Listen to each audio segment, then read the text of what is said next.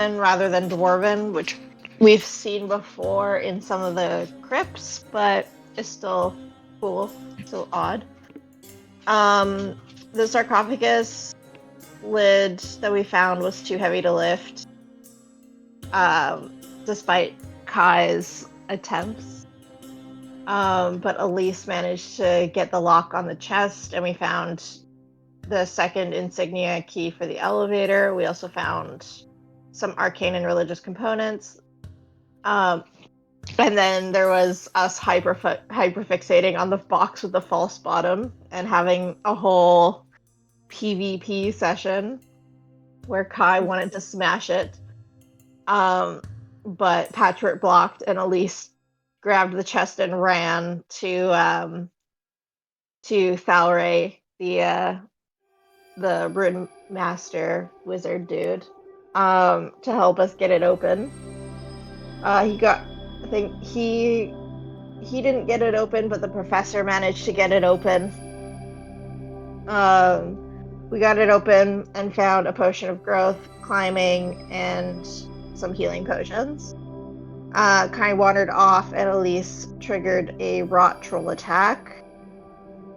The spore demon spored him, and now Kai has another troll minion. After defeating the troll, we explored the room where the king troll tried to kill us. We opened both the doors. Elise poked around in the flooded area a bit, but retreated quickly when she saw movement. Kai was squished by a trap in the ceiling, but we made it past the trap. Patrick found a secret door with a lever inside, and Kai found some ore and put it in his bag of devouring, and then pulled the lever. And so now we're kind of in an elevator, I think. Yes, so the strange stone platform is lowering down. And that is where we will pick things up. Alright, so it is the 30th of winter at 8:40 a.m. It's still pretty early in the day as we going to go back to the story. The group is, I believe, seeking a way to find Blackwater. Your kind of missing ally who's somewhere in here.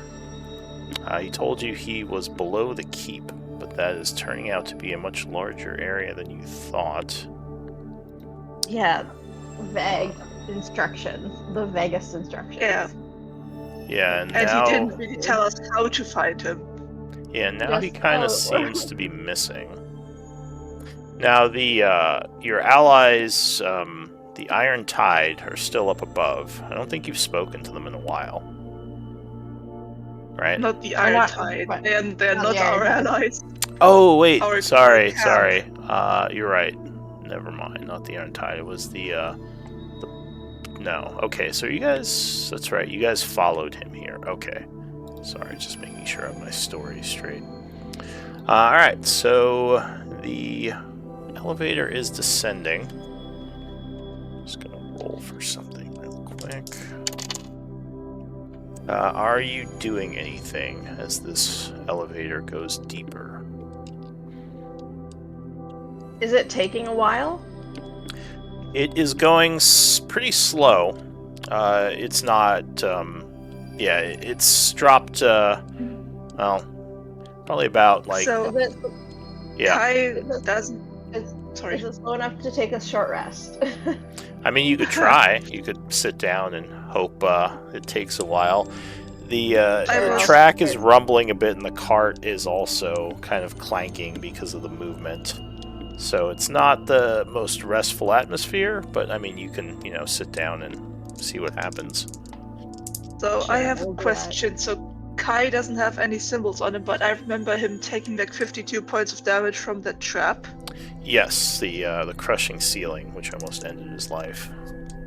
Alright, then I would like to do a channel divinity. Here, because I want to save my spell slots. And let me give the other two a camera just so they kind of see the map at least. So you're not sitting here in the dark. Yeah, so I can tell both Elise and Kai are kind of scratched up, I guess. Yeah, they have some wounds. So I have 35 points to give, or up to half, rounded down.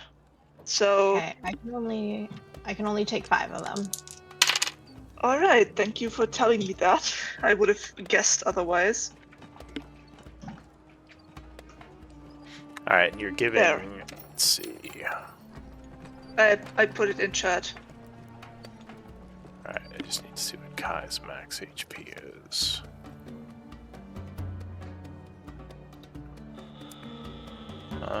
Yeah, I'm 81. All right, so you could put him up to 40. Okay. Yeah. All right, so he kind of just nods at you. All right, so the elevator continues to go down. You said you're trying to rest? Yeah, I'll try. I'll attempt a short rest. Let's say everyone's just kind of trying to take what time they can. I'm standing guard. I don't know where this thing is taking us. The professor, looking kind of creepy as ever, just standing there. Yep. Alright, so this is actually taking quite a while. It would pass an hour, so go ahead and spend a short rest if you want to. Oh, fuck yeah. Oh, I forgot how creepy he looked. Oh no. And actually, Elise, with your passive investigation, with all the noise this thing is making and how slowly it's moving, you get the feeling the mechanism might be damaged somehow. Like, you don't think this elevator is operating as it should be. Yeah. You're not sure what you can do with that information, but yeah. You get the feeling like if they were using this back when this place functioned, it would not be a viable method of transporting resources. But after about another 10 minutes, finally the wall disappears and you start lowering into a large cave. Now, the first thing of concern is that in this cave there are a bunch of statues. Which, usually from your experience, statues in random places is not always a good thing. Mm-hmm. Hang on, change the map here. This is kind of theater of the mind. We don't have an actual map for this area yet. But yeah, you're lowered down into a area with some minecart tracks and some minecarts. Looks like caves going in several directions. You don't think anyone's been down here in a long time. Everything is just covered with dirt and dust. So the elevator will finally kind of stop at the very bottom, kind of crunching into place. And there is a moment of complete silence. What do you want to do?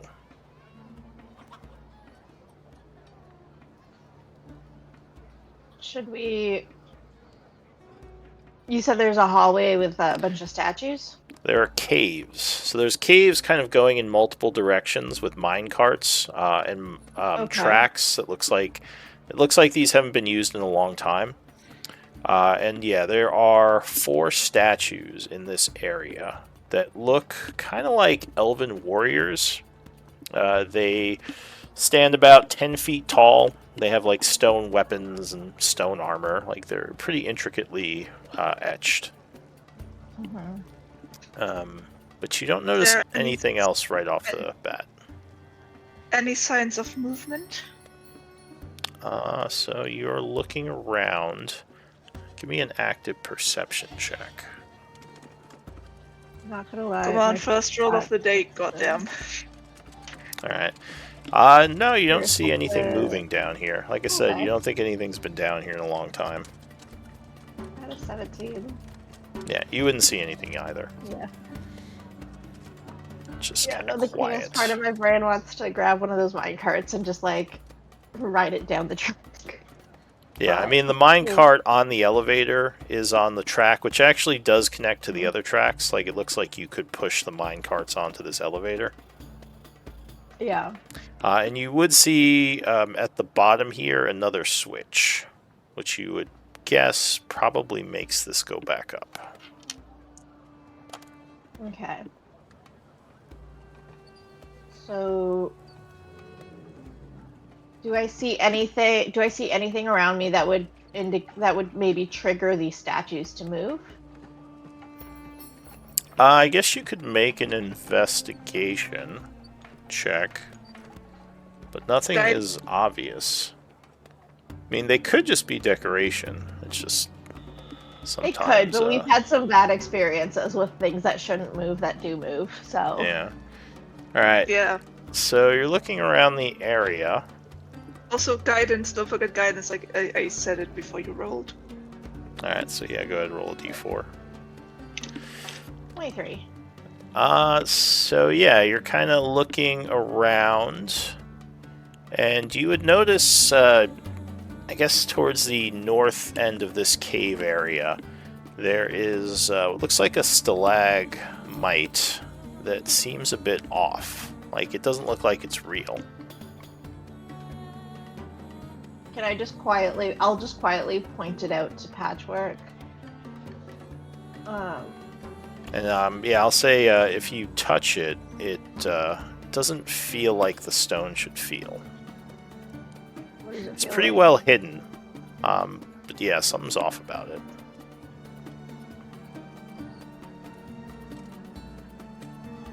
What does it feel like? Does it feel... Well, the stone is like of a different type of stone. It doesn't feel like... Oh, okay. It feels like a little bit more porous than the other stone in this cave, if that makes sense. Might be a different type of stone or material.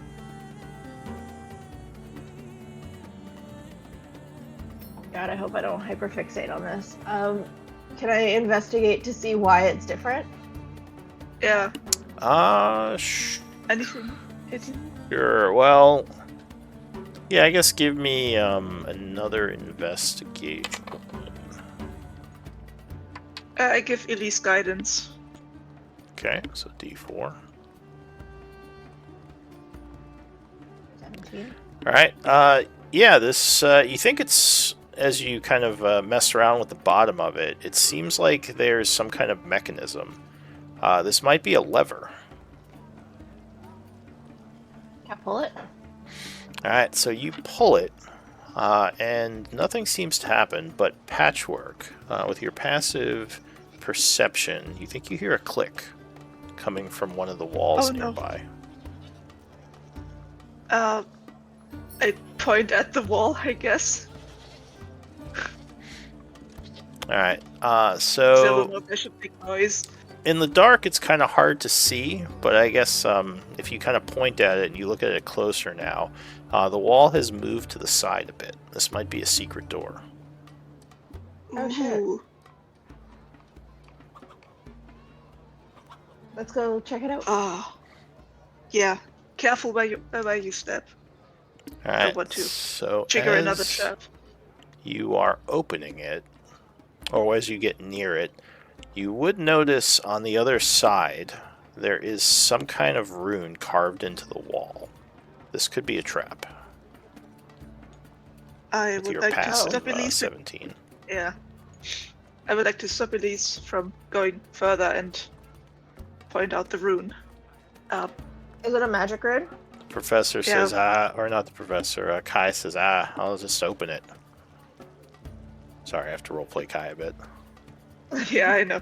No, just wait for a second. Let's figure this out. We don't want to get exploded on top of things. Elise, He just sighs and crosses his arms. You already got hit with a trap. Says, don't shame me. That trap was well hidden. No one could have seen it. Though I do appreciate the heals. Yeah, and I would appreciate it if I could save the heals for in-combat emergencies. Alright, do what you have to do. Yeah. Alright, so Elise, I guess, so you know if, well, if it's magical, because, you know, you obviously don't know if it's magical yet, then it can probably be dispelled.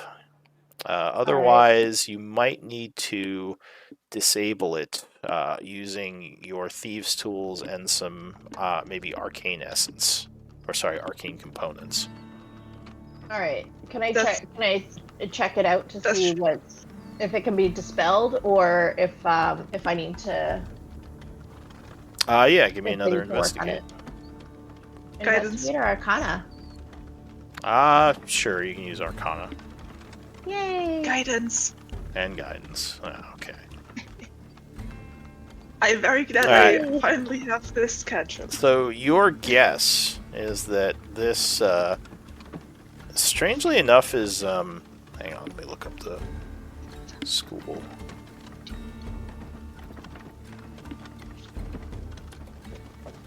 From what you've seen from the other Rune Master traps, this one, you believe. Oh wait, hang on.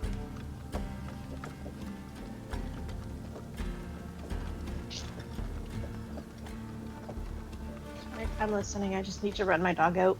That's fine. This is a conjuration rune, Ooh. which I don't think you've seen them use before. No, I don't think so. I think we've only had like transmutation and evocation. Yeah, so this is, you're not sure what this would do, but probably isn't good. So how would you like to handle it? Elise, Does it look like something that can be dispelled? I was about to is it ask. something that or is it something that I need to use my thieves' tools and some arcane essence? So I do have dispel magic prepared, so if it's possible, I could. So I'll say, with your Arcana, since you rolled very well, that you believe this is a level 7 effect. So Ooh. dispelling it would be difficult, and disarming it would also be a bit costly.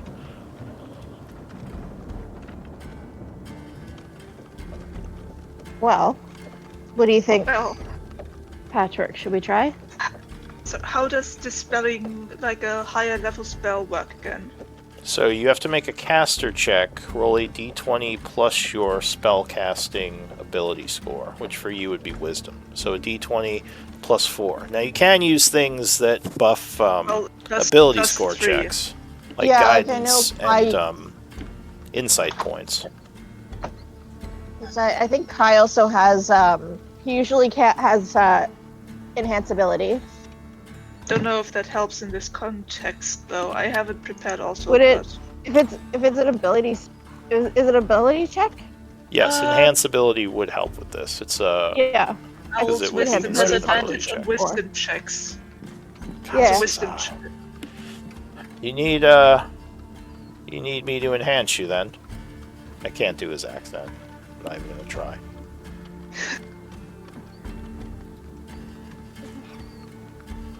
Well, all right. Yes, I would. Yes, I would like to try. So he points at you, gesturing, snaps his fingers as his eyes glow a bit, and you feel much wiser, gaining Owl's wisdom. Sorry, I'm still taking notes. That's fine.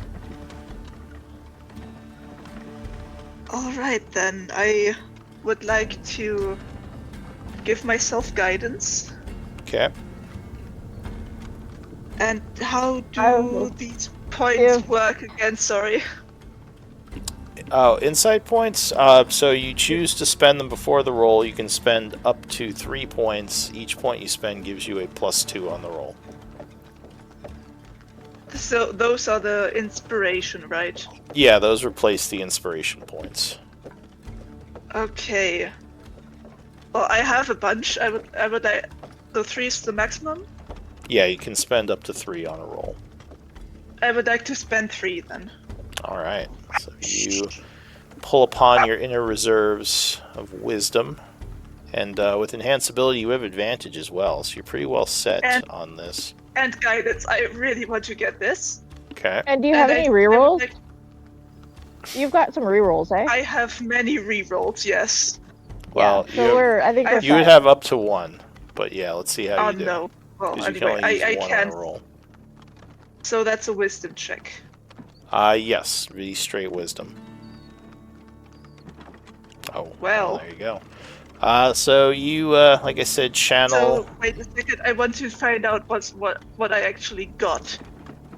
So that's 23 plus 6. That's 29. All right, yes. So you, like I said, drawing upon your wisdom, are able to channel the energy correctly, and the rune would just kind of fade away.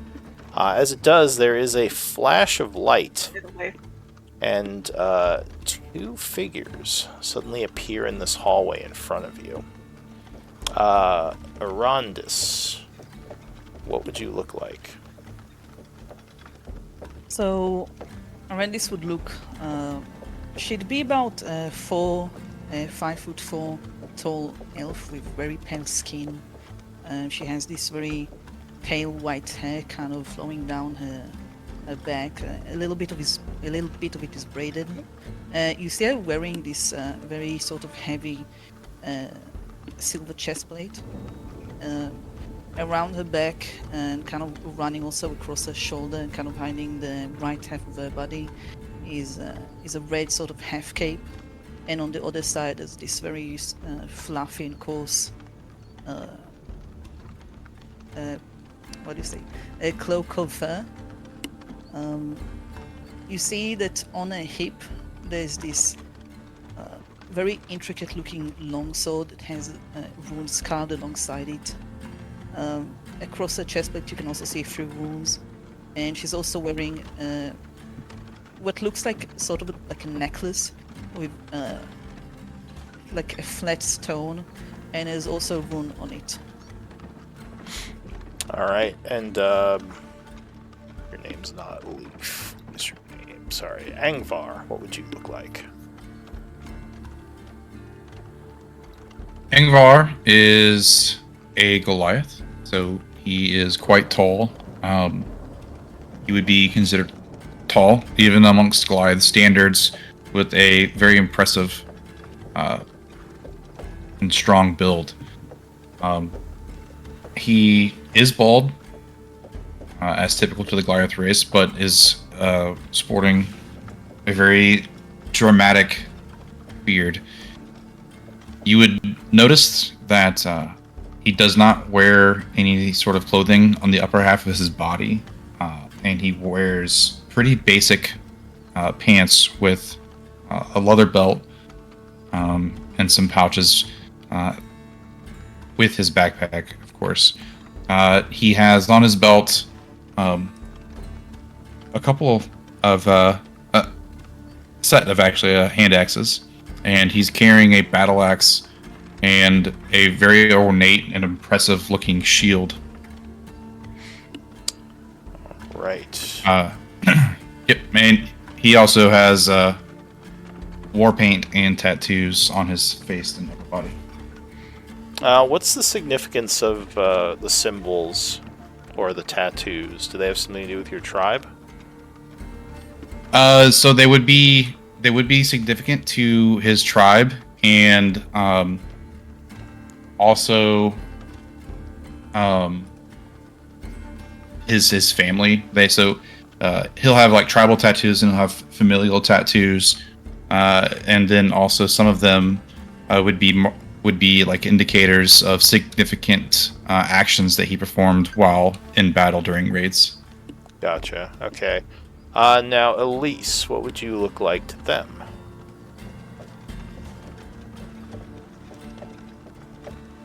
Or wait, did she stop? Elise, Okay. sorry, I'm here. Elise would be a fairly short, petite, very nondescript young woman with like her kind of like sandy hair tied back under a hood. She just has one of those faces that you kind of glance over and can't quite remember any definitive features. A face you would forget immediately. All right.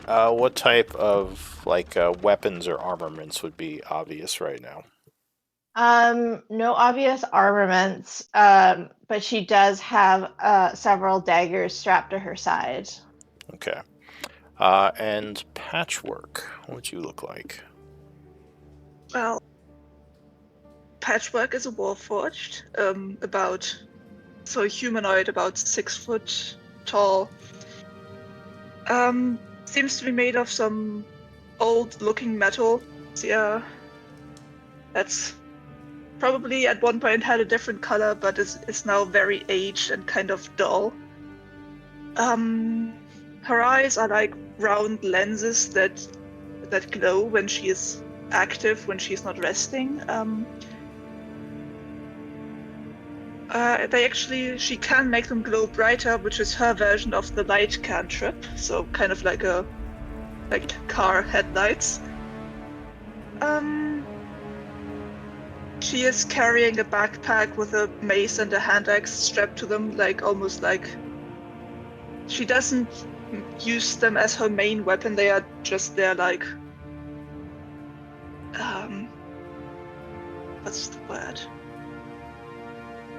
Just in case she needs them, but it doesn't look like they are her main weapons. She does carry a shield on her arm, though. She has.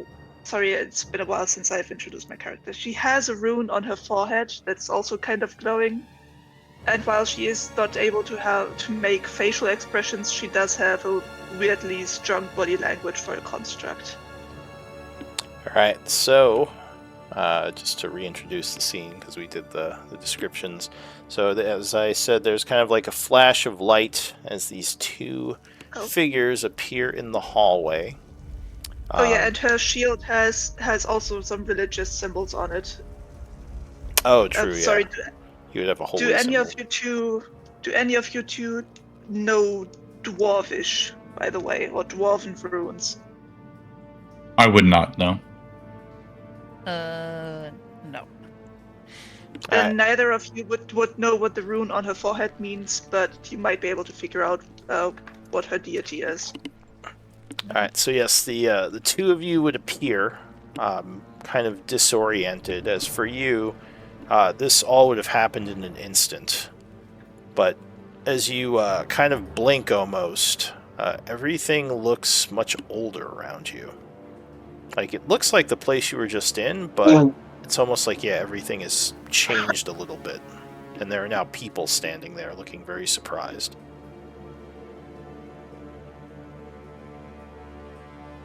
What do you want to do? Just to make sure.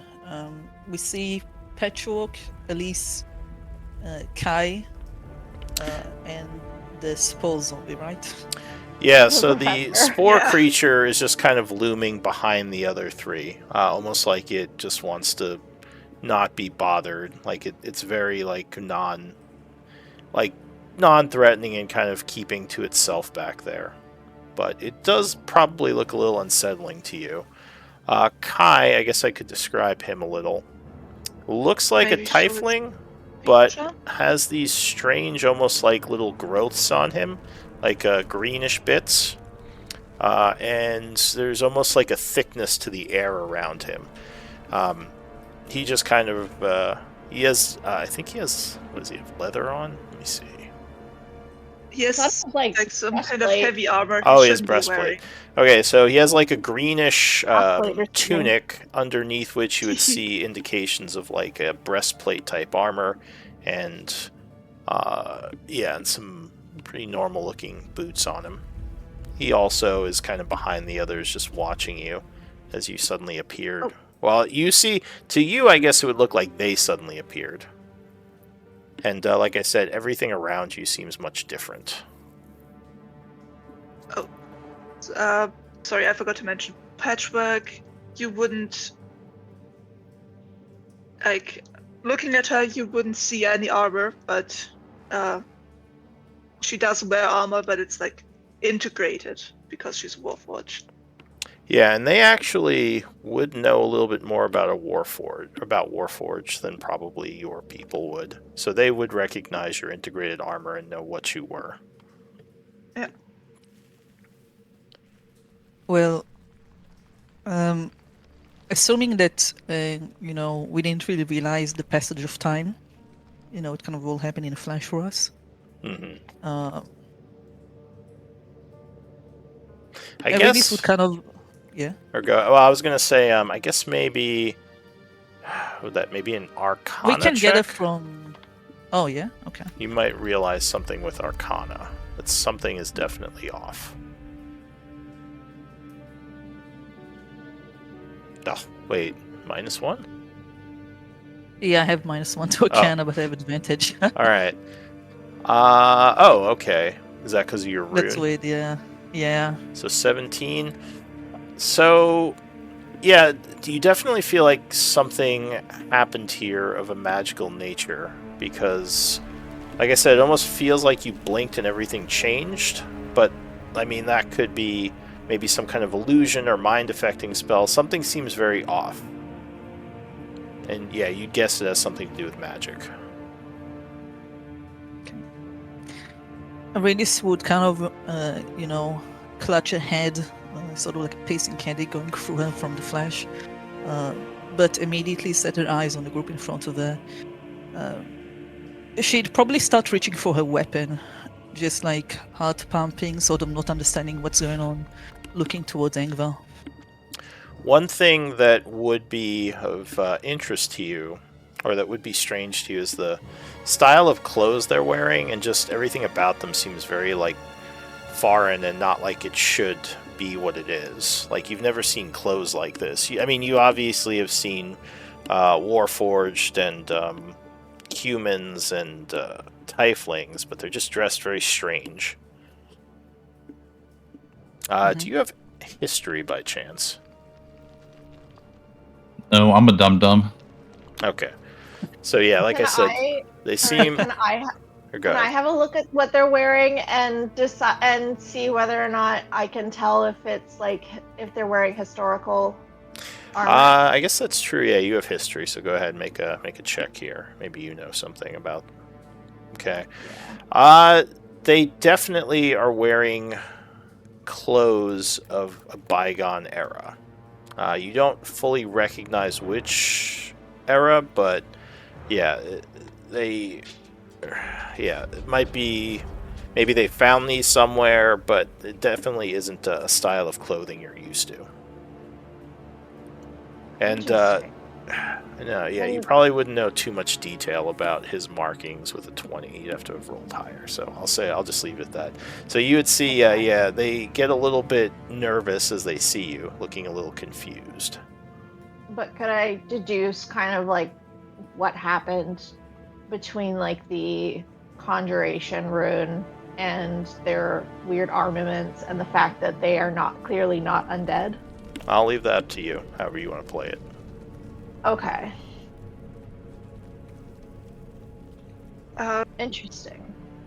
When I see them reach for a weapon, I would like to raise my hands, kind of in surrender to de-escalate maybe the situation. Yeah, Elise also reaches for her weapons. Oh god. And takes them back.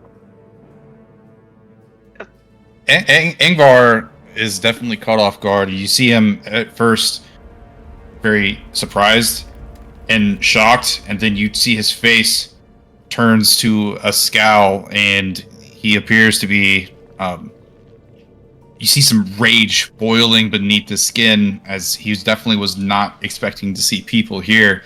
He would take a defensive posture with his shield out in front of him and his battle axe at the ready.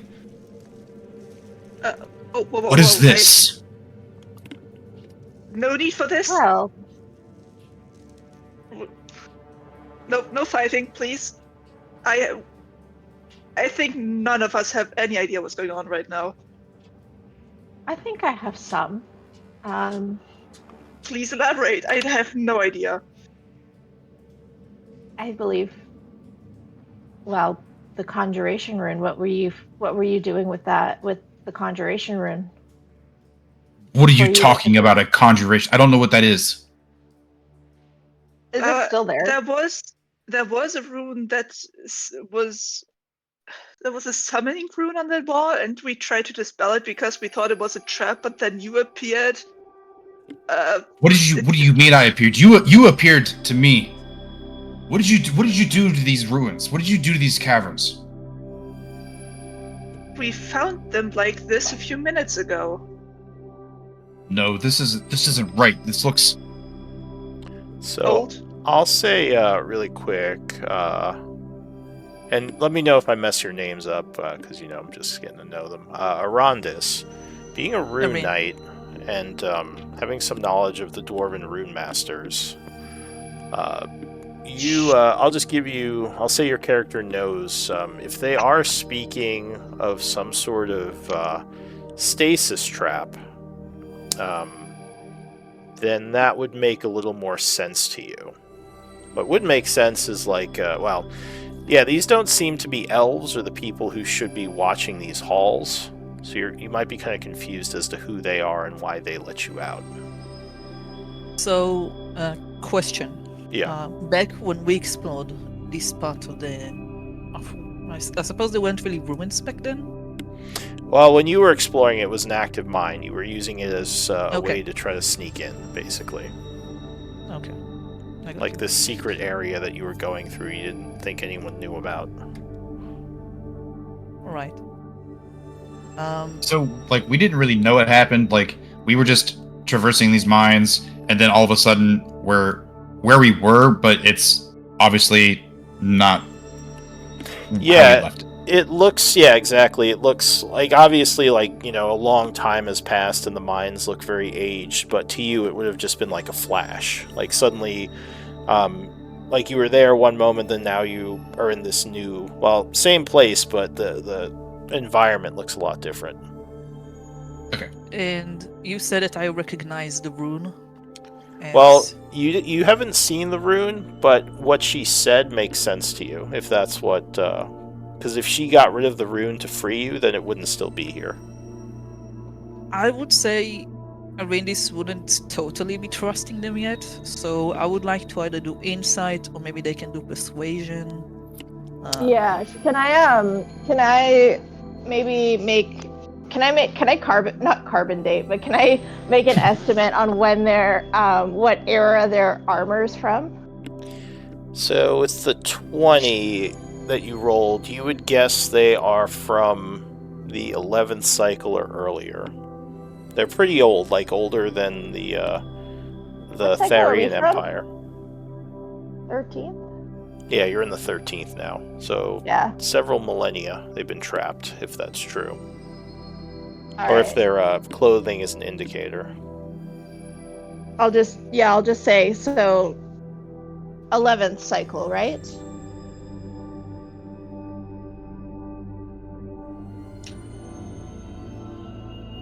Can I? Yeah. As you say that, I mean, I'm pretty dumb too, but can I, can I try to also piece the things together? I mean, obviously they don't belong here, none of them are elves, but, You could do insight. Yeah, I Yeah, guess. I wanna try to do insight I guess or- insight would be fine. Yeah, if you want to use that. I'm not going to roll persuasion. That's the thing I can't do. I think Elise has I'll the roll best persuasion. Yeah, if Hmm? you don't mind rolling persuasion for me. Okay. Oh, are you away? Hang on, I can roll Yeah, for I you. stepped away. Oh, okay, Nat Austin 20. won't stop barking. I know, right? I'm great. I'm doing great. All right, let me just. Yeah, I roll saw her that naturally, and I persuasion. nearly choked. That's like I thought. I thought. What did I Elise had roll? gotten a nat 20. So. Nothing Where are yet. you going? I mean, she can roll persuasion. 18. All right. So yeah, you it's starting to make more sense to you, and yeah, you don't feel like they are lying to you. The way they acted when they saw you, and how everyone kind of froze, and they were kind of also a little bit kind of going for their weapons would make you think this was more of a like you all caught each other off guard rather than like they did a spell and are trying to trick you. They don't seem like they're just being deceptive. Okay. Then Rindis will sort of like reach with a left hand to Angvar and, slowly make him lower his shield while keeping a straight line of sight on this group. And kind of you see a browse furrow, and she just says, "You mean the current cycle? The 11th?" No.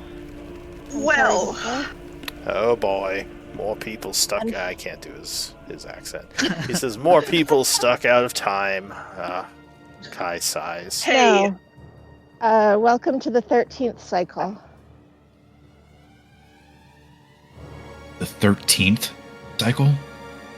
yes. 1-3. I was wondering why you were wearing such strange clothes, Kai says. Your clothes are strange. Mine are normal. My clothes are amazing. And he flourishes. How dare you, sir?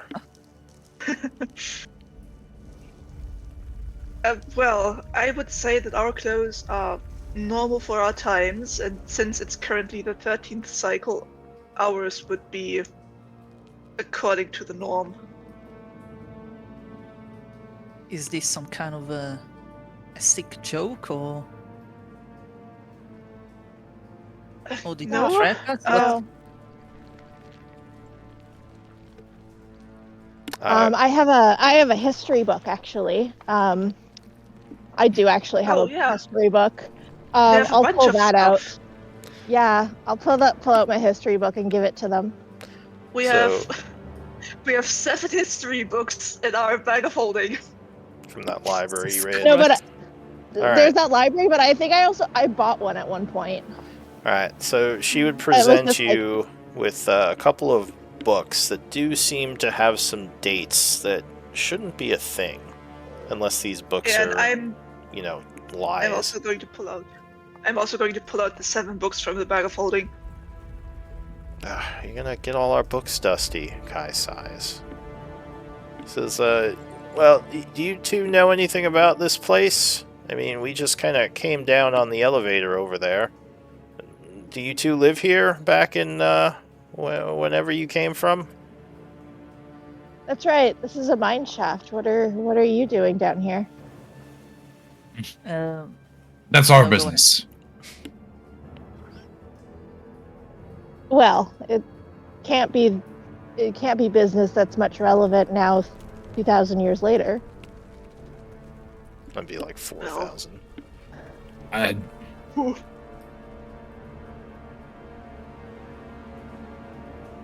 Now, can it? It might be. He says, well, you're kind of under a very dangerous place. I think might be good to tell us some more. Because if we're going to get out of here, you're probably going to have to work with us.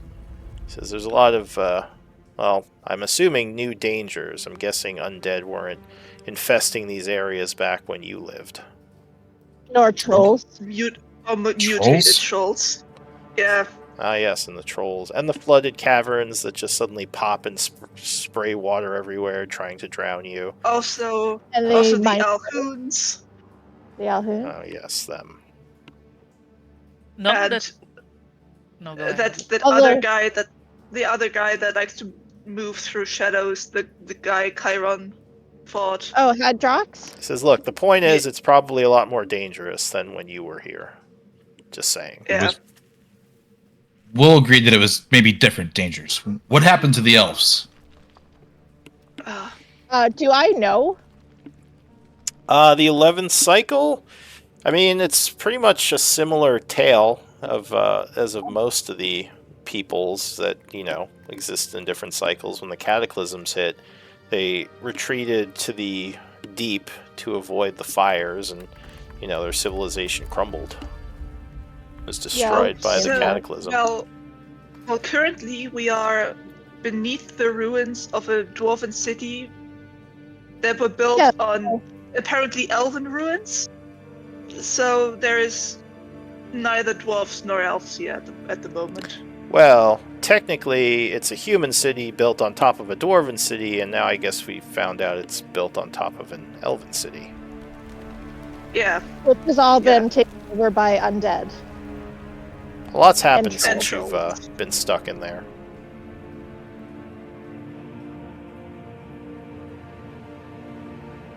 Says, but I'm Kai. It's nice yeah. to meet you. I'm Patchwork. Hi. Hello. Elise Hale. This is the professor, the spore zombie. You would suddenly hear a voice in your mind saying, "We are the professor. It is good to meet you, human." Or wait, sorry. It is good to meet you, humanoids. I am Angvar.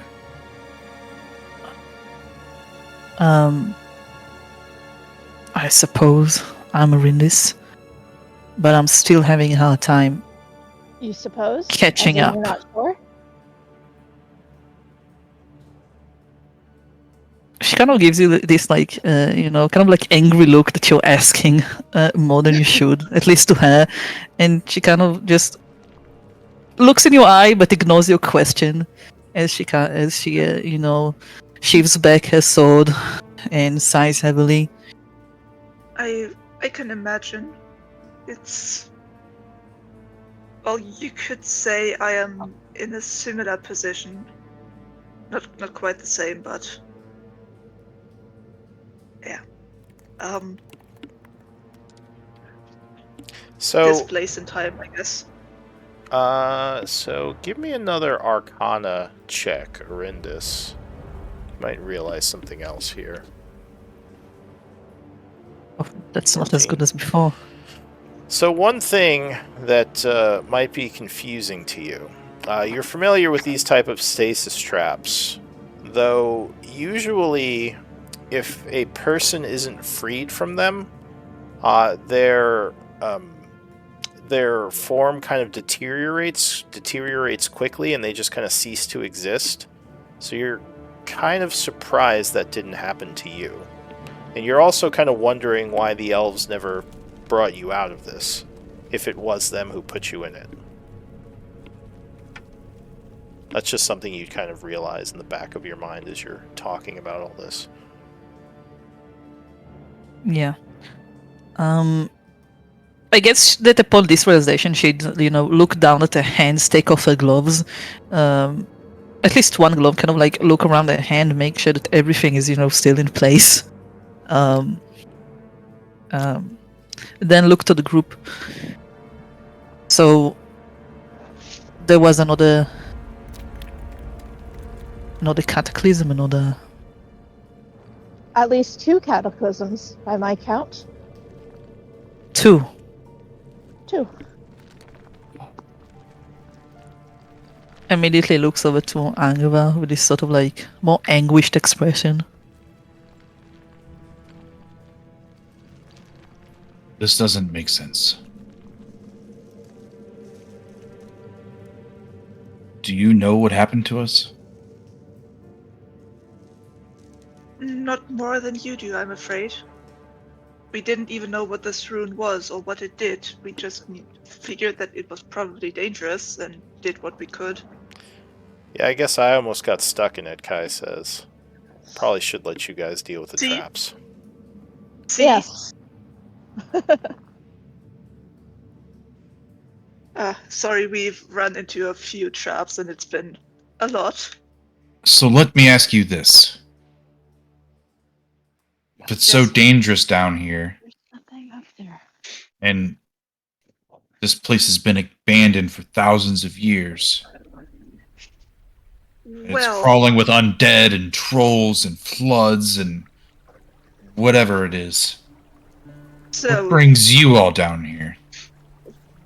in your time, That's- what was above these mines? Because right now we are below Isik, a very corrupted undead city. There was a person who performed a a ritual that was meant to drain life energy to make these crystals made out of, I guess they're called soul crystals, so probably like life essence and souls of humanoids. So And as these she crystals says that, Arondis, give me an intelligence or wisdom check. I'll let you Both decide. are horrible. Oh, all right. Well, I'll do wisdom, I guess. so when she says the term soul crystals, it almost kind of triggers some kind of inert memory. You would see some shadowy figure just doing some sort of chant, and a bunch of people around this person. You would kind of see them falling over and their life essence being pulled towards this shadowy crystal. Almost like you're experiencing some kind of memory for a second. You kind of shake your head and, realize it is just a memory. Yeah, so anyways, there was a person who tried to make a soul crystal and drain the life of this entire city, corrupting it and like turning everything or most things, most things die, turning some things undead. Yeah. And we are currently trying to find, I suppose an ally of ours that's somewhere beneath the keep, but we are having trouble finding him.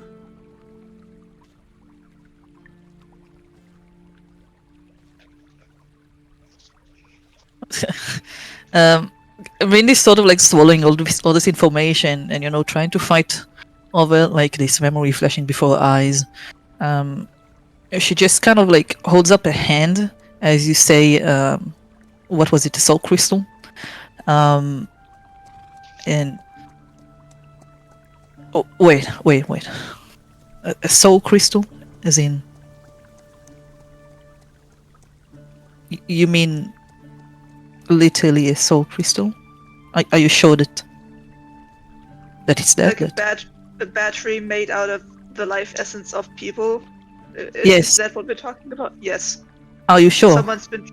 Someone has been trying to recreate them. There are at least 2 places in that we know of where such ritual has been attempted. One of them is here, the city. She swallows hard, and sort of like walks over to where Angvar is, and kind of whispers into his ear, "Whatever that is, I recall something." Ingvar leans down to allow you to whisper a little more closely to his ear, and he looks at you and nods and stands back up.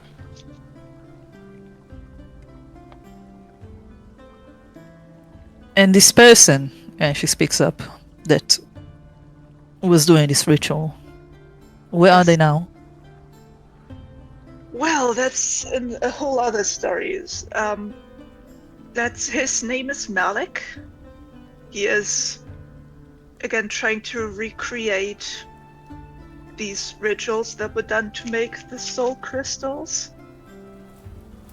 And I look over at Elise and Kai like, should I tell them everything? And I sent you a whisper around this in. Yes, I noticed. Okay. I'm waiting for. Yeah, don't worry. Elise will kind of give Patchwork a look that just says like, "Be careful, don't tell them too much." It's a very specific look. It's mostly eyebrows. Mostly eyebrows. Intricate eyebrow movement. You see, I'm just giving like this incredulous look as you say mostly eyebrows. Like, what the hell? So, Patchwork doesn't have facial expressions, but like Elise she clearly. Elise uses her eyebrows to type out Morse code. Beep, beep, beep, beep, It would probably be binary, but yeah. Patchwork doesn't have facial expressions, but she looks kind of distressed and like hesitant. And kind of looks between Elise and Erendis, because at one hand, Erendis looks like it's kind of personal for her, but like I don't want to tell too much because we don't know these people. And just really quick, Arondis, you would look like a normal elf, right? Yeah, With the she doesn't description you have the gave. actual. She doesn't have the black eyes that most Shadakai have. Yeah, it's just so maybe she has like a mixed heritage or something. Possibly, I don't know. Okay, I mean- so yeah, it's kind of an unknown thing. Why you? Yeah. Okay. Go ahead. Sorry.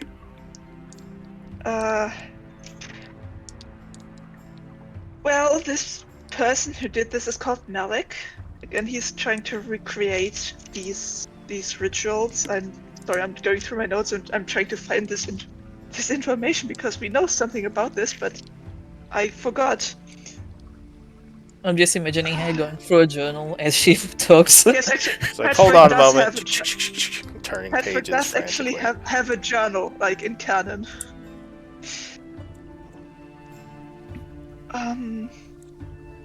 Sorry. No, that's fine. I've almost found the stuff. Sorry. Malik is one of he called himself one of the seven, or he was called one of the seven, a follower of the Red Wizard, Guyvark. Was Guyvark the Red Wizard? I can't remember. So Guyvok was not the Red Wizard. You're not sure what the Red Wizard's name is. Guyvok was the previous Shadow Lord. Yes, he Before is Malik. trying. He is trying to become like the Shadow Lord Guyvark, and he calls himself a follower of the Red Wizard. He's continuing his master's quest, whatever that may be, and he is currently in this city. So we came here trying to figure out some kind of... Oh wait, I shouldn't be talking, huh? Kai says. I guess we don't... Are we telling them why we're here? I'm confused. Yeah. I'm not the best when it comes to telling when to trust someone, but they seem to know about this. Well, either way, Malik has come back in some form, and we're trying to find him and stop him. Figure out what he's doing anyway. Yeah. He says, "Yeah, the city above the undead city used to be a normal city. I think Lee said 100 years ago, though, some kind of ritual was performed that sucked a bunch of life essence from the people, turning them into the undead that kind of inhabit the place now." He says, Ingvar will "Go ahead." look over to Erendis, and he's clearly trying to whisper, but also probably not very good at it. So if you have Can you at hear least, you probably will be able to hear him in a hushed voice. What do you suppose the odds that vault is still here? Sorry, repeat that. That what still? Sorry. What do you suppose the odds that the vault is still here? Oh, the vault. I mean, this gives you like this kind of like chewing on an inner cheek, and gives you this look. Well, it's a pretty strong vault, but look at this place. It's not exactly well kept either. What do you want to do? Have they told us about Malik looking for the vault? I'm sorry. No. No, we haven't mentioned the vault at all. Okay. Not yet. Just that they were seeking this guy Malik, who destroyed the city a long time ago. Is kind of what they said. But we do hear them, right? I'll say Patchwork definitely Yeah. with her 17 respect. would hear that, but no one else would. I will Pardon respect me. my 9 I did not perception. mean to. I did not mean to eavesdrop. But did you mention a vault? Oh. She looks kind of surprised that you managed to hear her over. Sorry, I didn't mean to. And goes kind of crosses the arms. Yes, we were looking for a vault. What's it to you? Elise makes eye contact with Patrick and just like gives her the be careful, not too much eyebrows.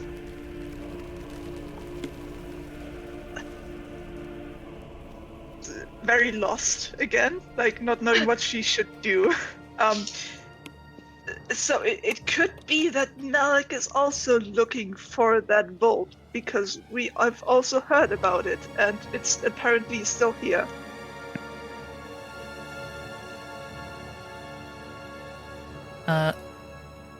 Let me double check my notes here to make sure I get the name right.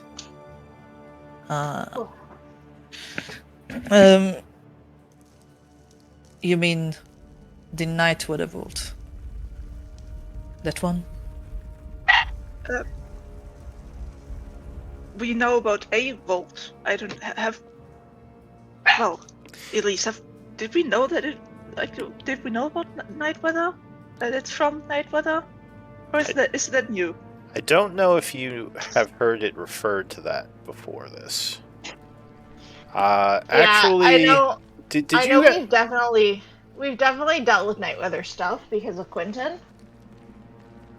Yeah, we know it's like a Um, very old city, but we probably didn't know that this vault belonged to Night Weather. No, I don't think so. So we know about Night Weather. We don't know anything about the Night Weather vault, but there is a vault in this place that we are also kind of looking for, like on the side.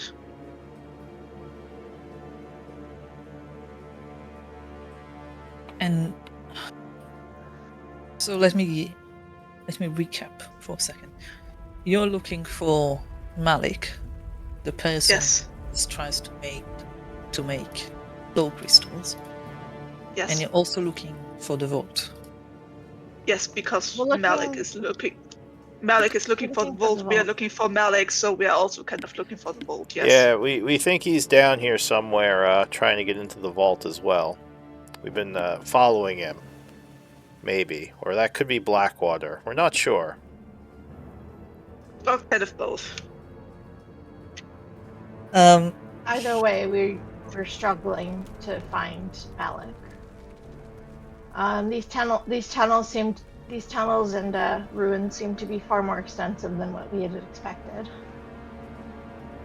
Upon hearing you confirm that Malik is also searching for the vault, you'd see this sort of like nearly frightened expression on Amandi's face, and she kind of keeps an eye on you over her shoulder, but she kind of drags Angva a little bit further just so Patchwork might not be able to overhear this time.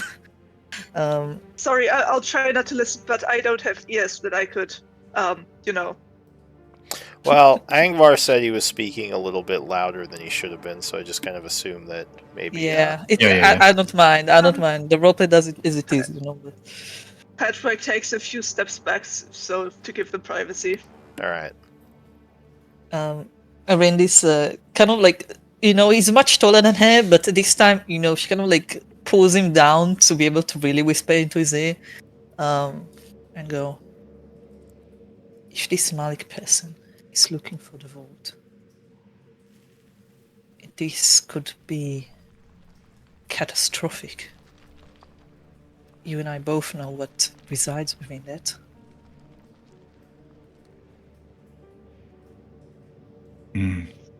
I don't know what the plans are, if they're friends of this Malik, or if they're lying to us, but whatever it is, we cannot allow it. Agreed. Also, watch your volume. You know I come from a loud family. Really, this gives you like this really look. Rolls her eyes. Yeah, I know. But they're very good days. I'll be So mindful. maybe,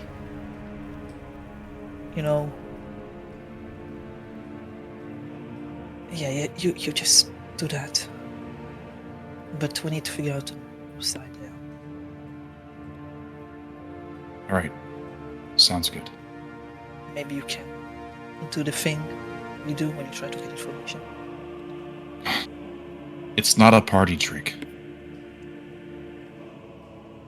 Rugs gives you this helpful look. I hate it when you do this. I'll wait for an opportune time. When it makes sense. It would have made more sense when we first got here. What I'm saying is, we need to know soon. All right. Straightens back up. Walks back over to you guys.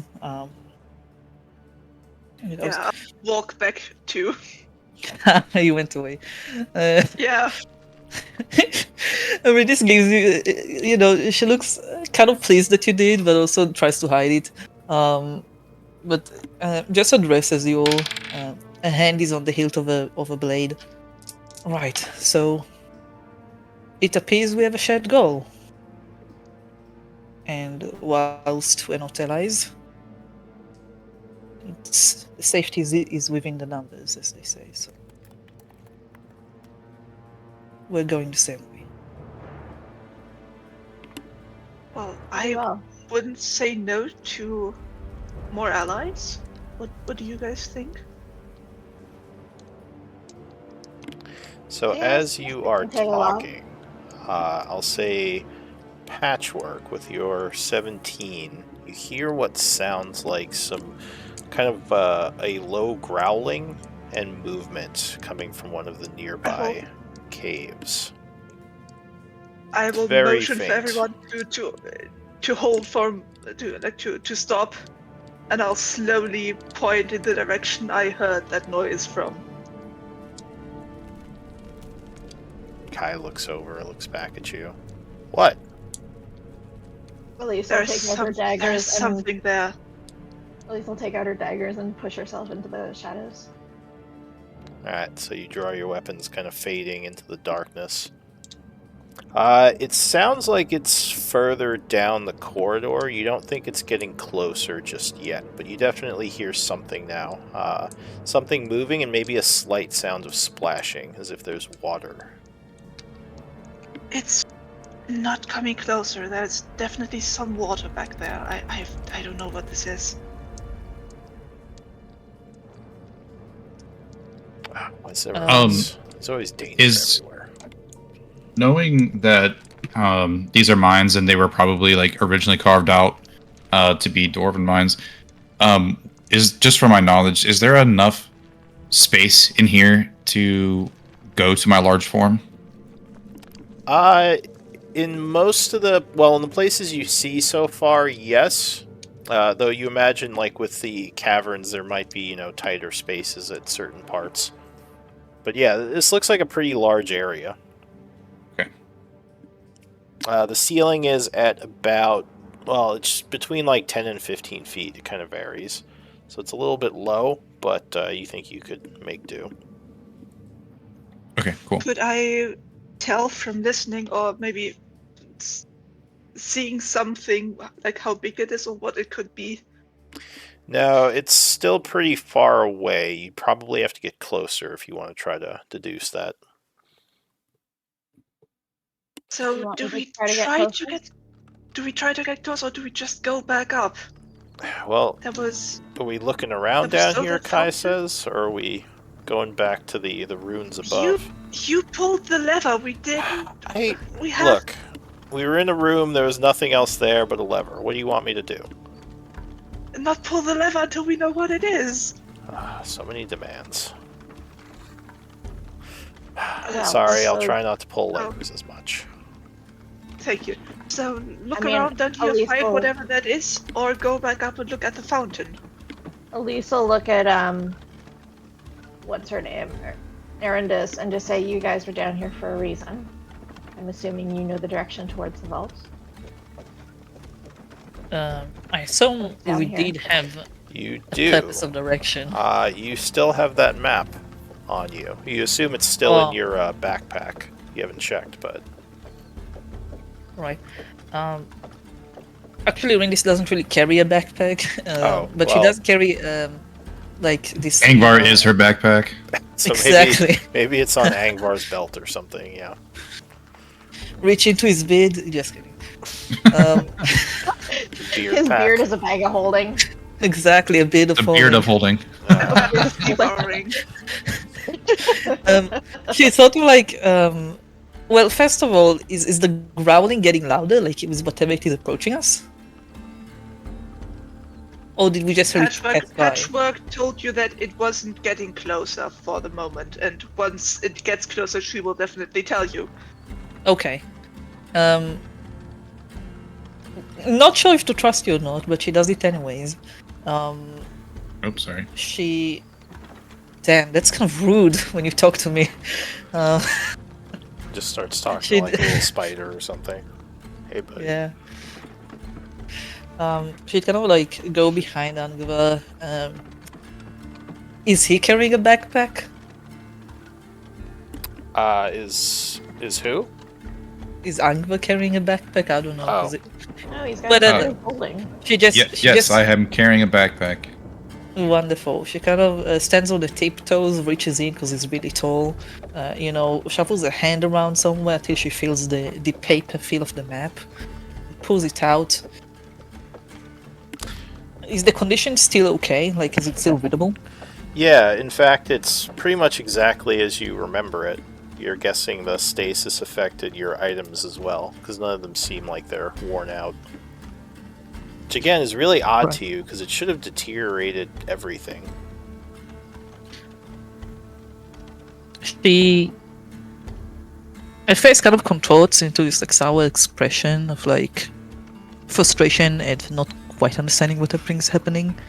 But she opens up the map and glances around the room, trying to reposition herself and her direction until she eventually manages to pick up the orientation. Tucks Give- back. Yeah, go ahead. I was gonna say, give me a survival check with advantage. How's my survival? It's okay. And I guess, Oh my Angvar- god! Oh, well. Jeez. So yeah, it's starting to come back to you as you're looking over the map. You remember you were going to get to the end where this secret opening was, and then sneak on to the elevator, riding it up to the area above. And So they went the wrong way. So yeah, they're kind of going. Yeah. This is the opposite way of where you think you have to go. Because they're going back Okay. into the mine where your map is telling you basically to use the secret hall to get into another area. Which you actually, now that they talked about the switch and the elevator, is probably the area they just came from. Is where you would want to head. Right. Rolls the map back up, kind of points with the chin towards the elevator behind you. Well, I'm not sure what you guys are doing here, but the vote should be that way. Yeah, again, we don't know which way we are going. We don't Oh. have any directions. We've just explored the place so far, trying to find anything. Yes, None at all? unfortunately, This place has remained unexplored since the fall of Isik. So Right. Well, I anyways, do happen after to you. carry a map. Lucky. And thank God for that. Oh, that'll make things easier. Definitely, yes. Yes, Should we go back up the elevator then? I suppose. if you two need a rest at all, although you've been resting for Question, a long time. Kai says, does your map say there's anything valuable down here that we should look into before we go back up? Does it? I open back the map. No, it doesn't. This looks at Kai, and you see that she's kind of like trying maybe to hold back a smack, and she just like gives this like slow nod and goes, "Well, I think you found everything valuable that there is to find," and she kind of motions between her and Angva. His expression sours a bit. He says, right, and then just kind of turns around and walks Kai, back we- over we to the did- professor. You did find that metal. That's something. He says, oh, and then he suddenly remembers the other mine carts, and he's going to walk over towards one. Hey, Kai, wait. Ah. He stops. He's like, what? There might be more of that metal. All Right, right, but but I think please we're don't go leaving. closer to whatever's growling back there. He says, oh, I'm not going near. Wait, where's the growling? You have 2 minutes. Grab whatever ore you need to, and then let's go. He says, I'll tiptoe, okay? He starts being stealthy. He's not very Good. good at it. So I'll babysit. And Alicia will go with him. I keep an eye and ear out for them. Alright, so Oh. he walks over to some of the mine carts that are kind of off to the side. He says, yeah, it looks like there's some more ore in here. And he starts, basically opens up his bag and starts putting the ore into them. Do the rest of you want to do anything as he's gathering this? Well, walk to the group then. I'll carefully help him, knowing that it's a bag of devouring. This Patchwork visibly looks tired at Kai's antics. Alright, This would actually go towards Patchwork, just to ask a few more questions if no one else wants to do anything. yeah, go ahead. We'll say the other two are gathering this ore. Okay. Yeah, I'm just standing guard anyway. She'd kind of come to stand beside you, keeping an eye out as well, but she's a bit more focused on the conversation. How long have you said you were down here? Patchwork opens her journal. 1 second. It's been a while. It's been a few days, definitely. Like a week and a We've bit. been around and beneath the city a bunch since.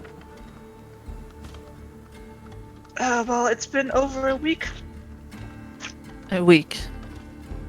And for this entire time you've been pursuing Yeah. this Well, Malik? it's been a week since we've arrived at the city, and we've been down beneath ground for a few days. Yes. So, all in all, how long has this Malik been down here? Weeks. How long were we stuck in that church again? We were stuck in the church for 2 weeks, and then he said he was gonna leave pretty quick. He was gonna leave pretty quick before that. Well, somewhere between probably like a 2 and 3 week to 2 weeks longer than us. So you arrived in That's- Isik on the 21st of winter. Just, Oh, Okay, so sure. it's Yeah, been it's the- over a week. And it's the 30th. Yeah, it's been like Yeah. almost 2 weeks. My journal only goes back to the 23rd, and that's when we were still outside, so I just went with that. yeah. Okay. Yeah, it's been But almost 2 but weeks. to our knowledge, Malik doesn't have all of the keys to the vault. So there's still that. But is he already there at the vault? Does he know the way? That we don't know. See, Malik is kind of possessing a person that we have allied with before we knew who he was. And, we were actually supposed to go to the vault together, but we got stuck in a cursed place for some time, and he went on without us. But I cast sending to contact him, and he told us that he was beneath the keep, and he told us of an entrance to the underground here. But that's all we know. So we're not sure And if... also, or actually, never mind. He's and also- collecting ore. He wouldn't say anything. And also that entrance we went into, he himself didn't go through there, and it was kind of dangerous, so we think that it probably was a trap.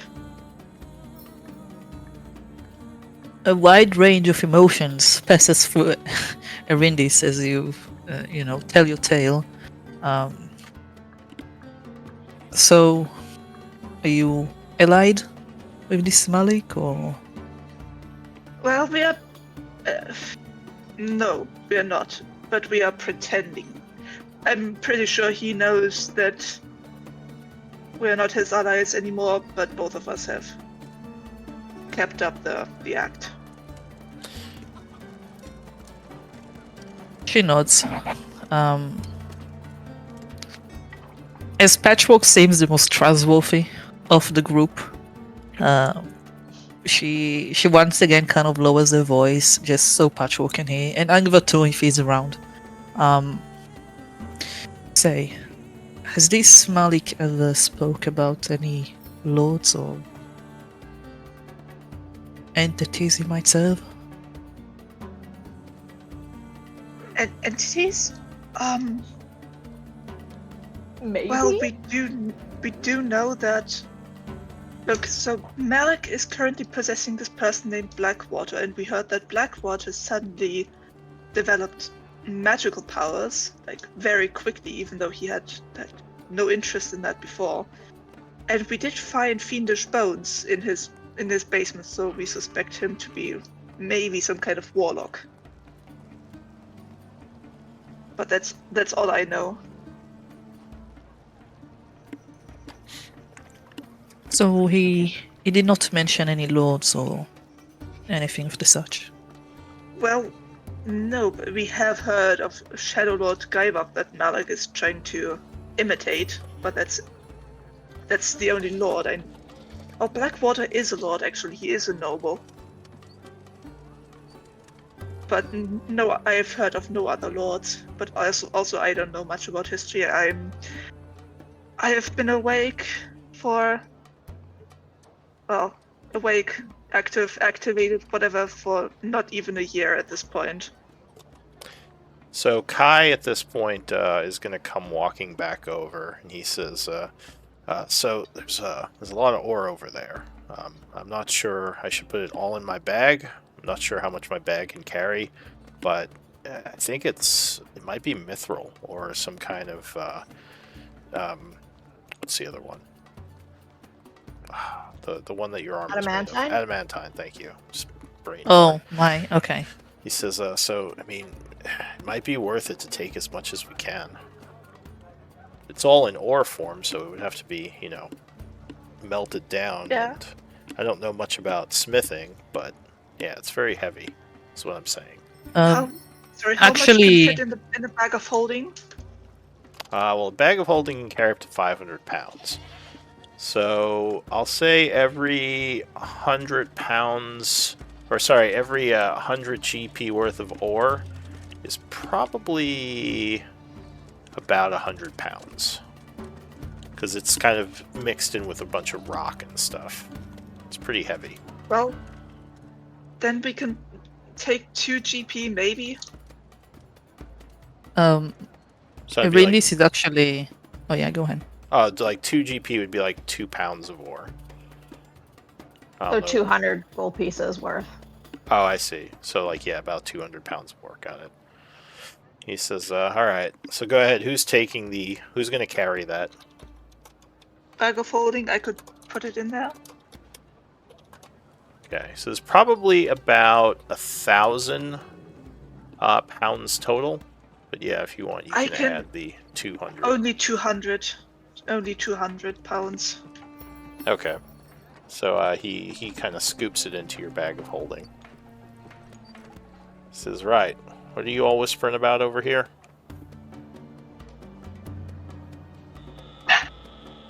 I was telling them about the whole Blackwater Malik situation. Oh, were you? Interesting. Yes. Should I not have? Question, if I may. Go for it. When she said Shadow Lord Guyver, right? Is that Guyvak. That's the Guyvak? yes. Yeah. When she said that name, can I try to see if I can recall anything, or? Yeah. I guess give me a intelligence check. God, I need a nat 20 for that. Nope. You can do it. You can roll a nat 20. So, actually, you think about it a little, the name Malik doesn't really mean anything to you, but Guyvok sounds a little familiar.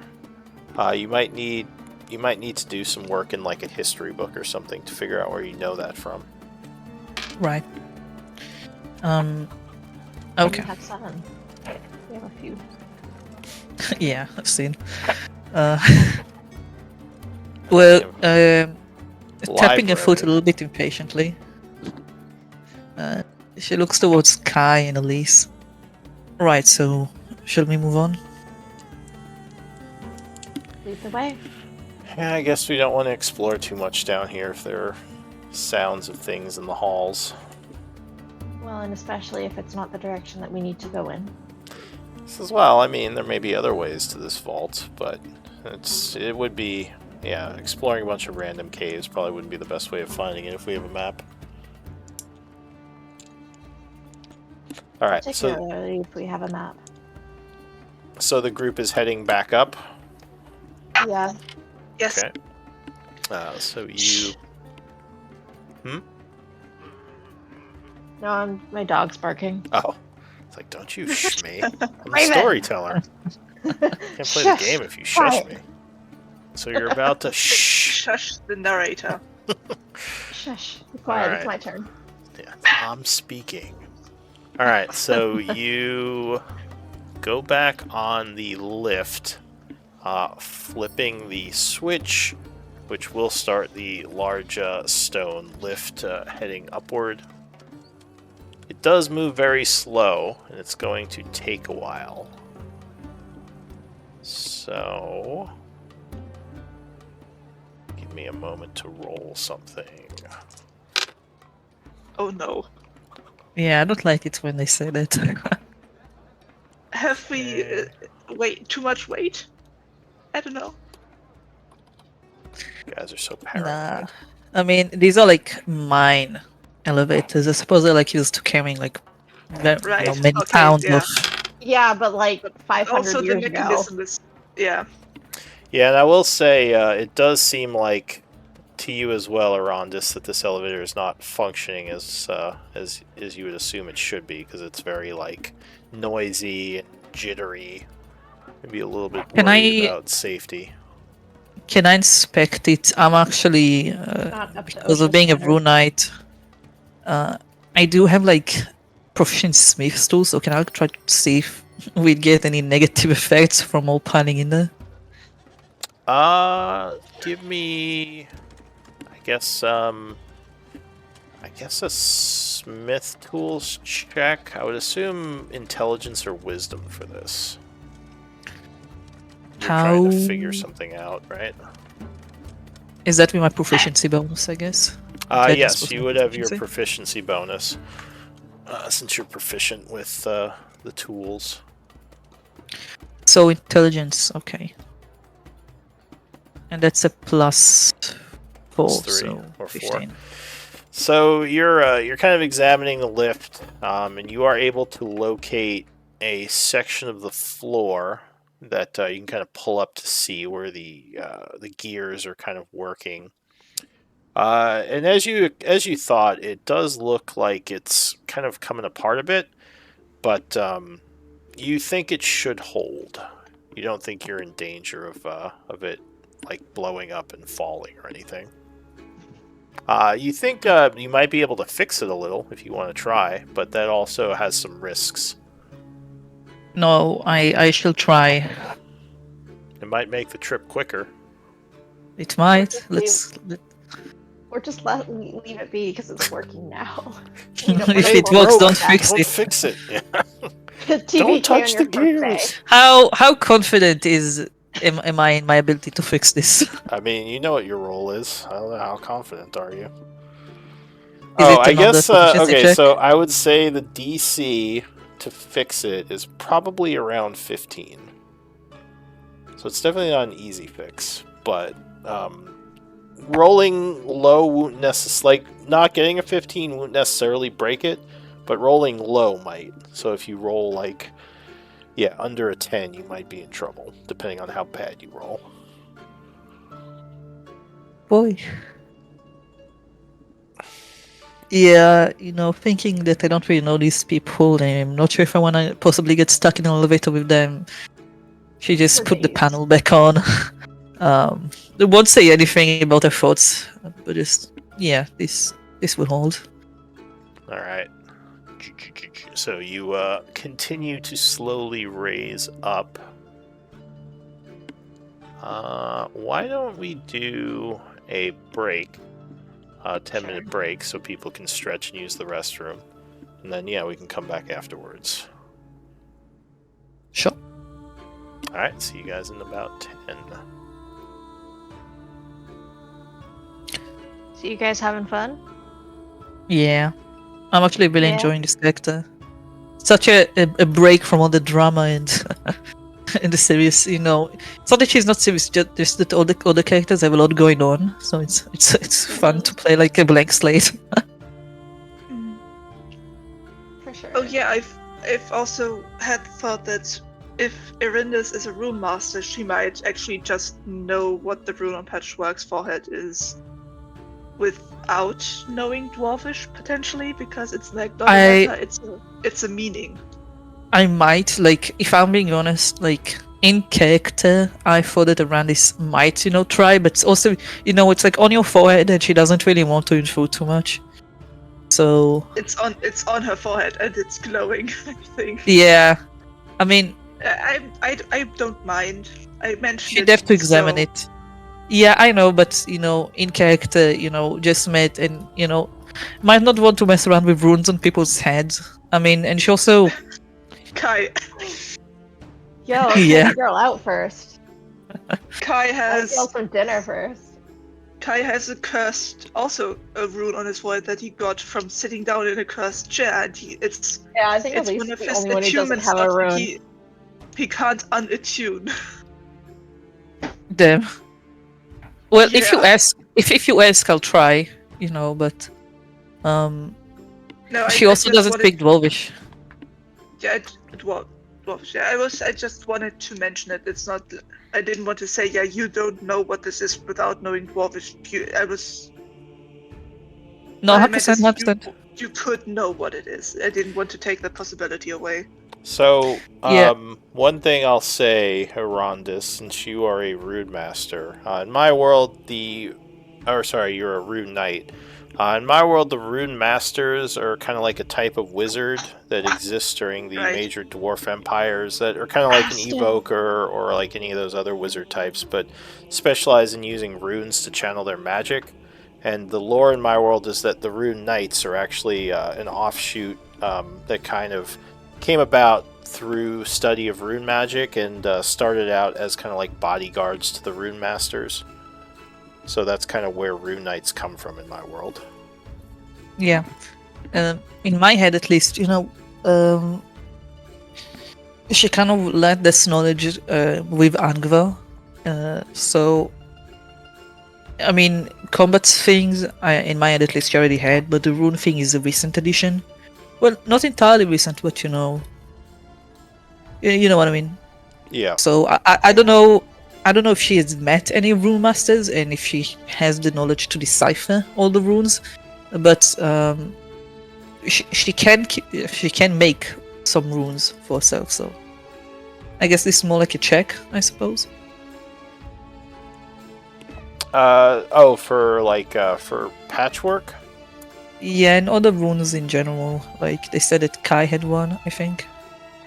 Yeah, so you would notice that Kai does have a rune on his forehead. But before we do that, let me go grab a coffee, because that's what I was going to do. I was just working No on some issue. stuff. I'll be right back.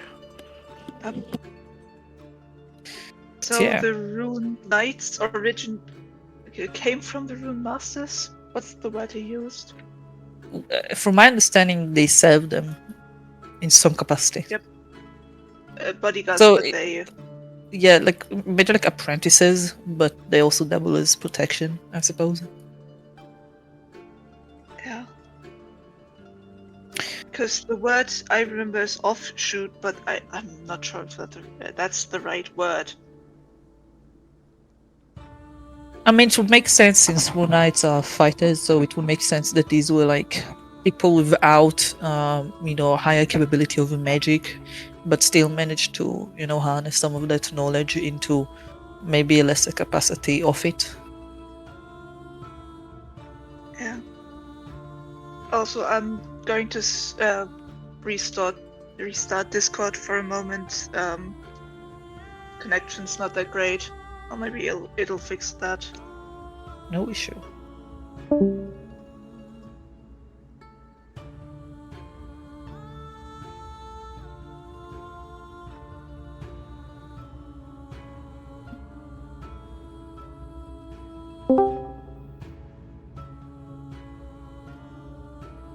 I kind of want to fight a little bit, a little bit of combat. I want to try the character out. Okay, yeah. It fixed it. Just like I could hear myself having like a really strong echo, and I didn't know where it came from. Jeez. I Yeah, have this been food awake is weird since sometimes. 6 a.m. I am What time is it for you? 10 p.m.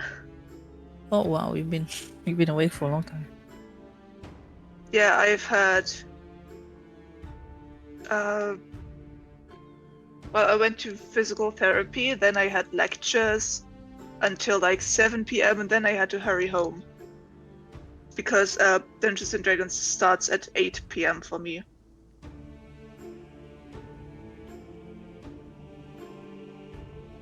Oh my god, I'm sorry. I'm having this. I have this thing in my eyes. Kind of distracts me sometimes.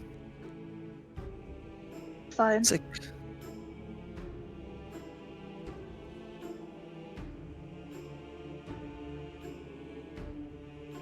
Yeah, I'm still awake because I have caffeine. oh, I cannot drink coffee. I hate it. I Oh, mean, I I can don't if I drink have coffee. I to, but just drink like it's Coke or tea because tea has oh, something in it that is similar to caffeine, but actually it's weaker, but it lasts longer. really, I didn't know that.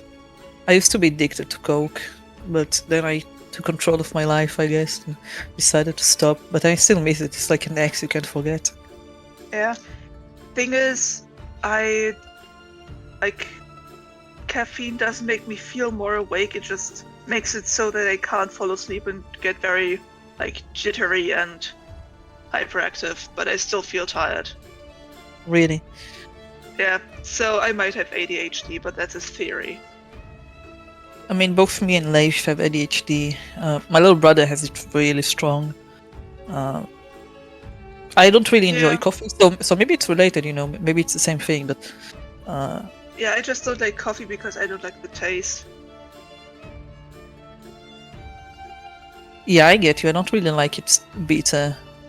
I really like Earl Grey though, which is I go like figure. tea though, which Yeah, Earl Grey used is tea. It's like a British tea. Earl Grey. Yeah, right. So yesterday I found out that my kind of area in Germany, my federal state, is number one in the world for amount of tea that we drink. We drink more tea than in Great Britain, like on Really? average. Yeah, it's like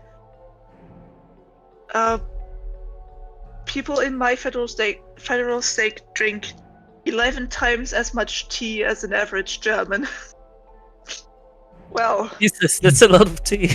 That's Yeah. wild. Hey, Deli, do you recognize this X? What X? You didn't hear me open that can of Coke? I'm sorry, I'm not following. What are you I talking opened about? I opened a can of Oh. Coke. Oh, So it's like an X you're you so can't forget. funny. Yeah. You know, I still miss the taste. Every so often, I look at a bottle of Coke and I'm like, damn, I really want that. You know. Oh, that's Yeah. okay. I've quit drinking Coke like 10 times this month, so but obviously I'm doing really well with it. You know what I am addicted to now. There's this like syrup that you can put into a drink. It makes it taste like strawberry or you know, Yeah. just that. It's just a syrup, and then you add some water, and then you mix it. I don't know what it's called in English, but I'm addicted to that now. That's my replacement for Coke. Yeah. So great. like with me, Refreshing, fruity. like because I don't know. I think it's like because like there's like different obviously types of ADHD, but like for me, if I consume caffeine, it like calms me down. Like I don't get like hyperactive, but like I can drink an energy drink right now Yeah. and then go to bed. No problem. I don't get any of the positive effects. I just feel the crash. Yeah, no crash for me. Just mellow. Yeah. In Germany here we have a Coke. It's called Fritz Cola, which has more caffeine than a normal Coke, and it actually has a warning on the bottle that says that pregnant people and children shouldn't drink it. Can you do me a favor? Huh? Can you type that out in chat for me? Discord or Roll20. Either one. I'm looking at both. I want to look it up. Oh, Fritz Cola. Okay. That sounds like it's from one of those dystopian words, you know. Sounds like I'm It's- gonna it's order from- some. It's Yeah, from it sounds like it's Hamburg, from Fallout. It does. It's from Yeah, Hamburg. Nuka-Cola, yeah. And it was founded 2003. It says. Fritz-a-Cola. Yeah, I can get it off Amazon. It Yeah, looks it's- scary. I'm looking at the picture right now. It looks, and it looks like it has alcohol in it. Does it have alcohol in it? I'm sorry. No, it's just more caffeine than usual, as far as I know. Well, what And was does it taste like cola? Or? It's Coke. In my opinion, it doesn't taste as sweet as like Coca-Cola. I prefer it actually, but because it has more caffeine, yeah, it just makes me very jittery, and I don't like the feeling of my heart going too fast. Yeah, there was that place that was I forget what the name of the drink was, but someone had it and like died from it because it had too much caffeine. Probably was it Monster or Panera Bread? Yeah, there is a maximum amount of caffeine you can eat before Because you I die. think, yeah, I think he had like a heart condition or something, but I think it was Panera Bread that was like, basically, you know how they have the soda fountains you can keep refilling? But like, they basically had like something that had a ridiculous amount of caffeine, and the guy just kept drinking it and then ended up dying from it. But yeah, he also, I think, had a heart condition, but there was no warning on it that it had as much caffeine as it did, so... That's kind of crazy. Yeah. I don't So know. There's like some really like. Sorry. Good. My university has a vending machine that sells Fritz Cola.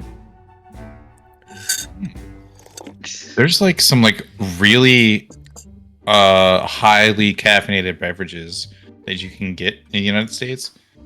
But like Yeah. like the easiest ones to get a hold of are like these pre-workout / energy drinks. They have 300 milligrams of caffeine in them, Jeez. and I know people who drink like 3 of those a day. That Yeah. can't be healthy. I remember in college, there was, I think they were giving away double shot espresso for some kind of, like, those little cans with the double shot espresso, like, things? Mhm. They were doing, like, a promotion, so I was just, like, drinking a bunch of them. I think I had, like, 9 or 10 of them. And I was, like, basically, like, my first class, it was, like, I was just thinking, like, at, 100 miles an hour. I was like, oh my god, this is like crazy. And then like my next class, I just crashed and had to like go home. Basically laid in bed for like 3 or 4 hours, called poison control. I'm like, am I gonna die? They're like, no, you're not gonna die. You just drank way too much caffeine. So when I have 2 or more lectures in a row, I buy 1 Fritz Cola and just drink it over the course of that time. And it kind of it keeps me active, but not like too much. Alright, well, it looks like we're all back. So if we're ready to continue. So the elevator is continuing to go up. It's kind of past the point now where you're back, like the cave is down below, like you're now at the point where there's just walls around you as you kind of look up the shaft. Patchwork. You hear a strange noise coming from one of the holes in the wall. Like almost like a squishing noise. Oh no, not again. Everyone look out for the holes. There might be some slimes or stuff. Yeah, almost on cue, this dark, kind of squishy material starts oozing out of several of the holes in the wall. That again. Light her dagger. Oh Jesus! Are we still in the elevator? Oh, Yes, so Yeah. I need initiative rolls. you wanted to fight, you got to fight. Huh? They Yeah, I wanted wanted to to have fight. a fight, and now we have a fight. Yeah, so these oozes look like some sort of... They're not like an ooze you've probably seen before. They're almost like made of kind of a shadowy substance, which doesn't look as much like an ooze as it just looks like a living darkness. But let me see. What were they called again? Yeah, didn't we fight these? I think Yeah, you we've did. seen these multiple times, at least 2 times. Oh wait, are my scripts broken? Sorry, give me one moment. I might need to reset my APIs. Yeah.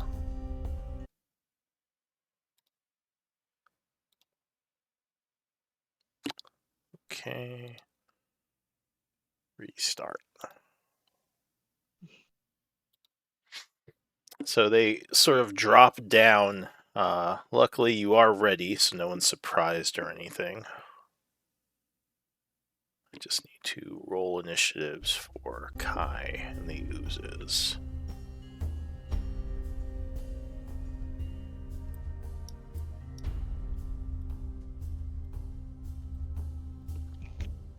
Oh, and you do have to have your token selected when you roll initiative.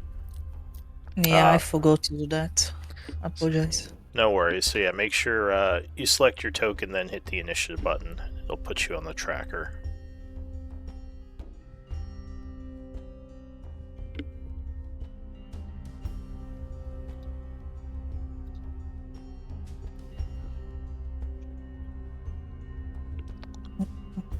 Well, at least it gives me time to look over what I need to do in combat.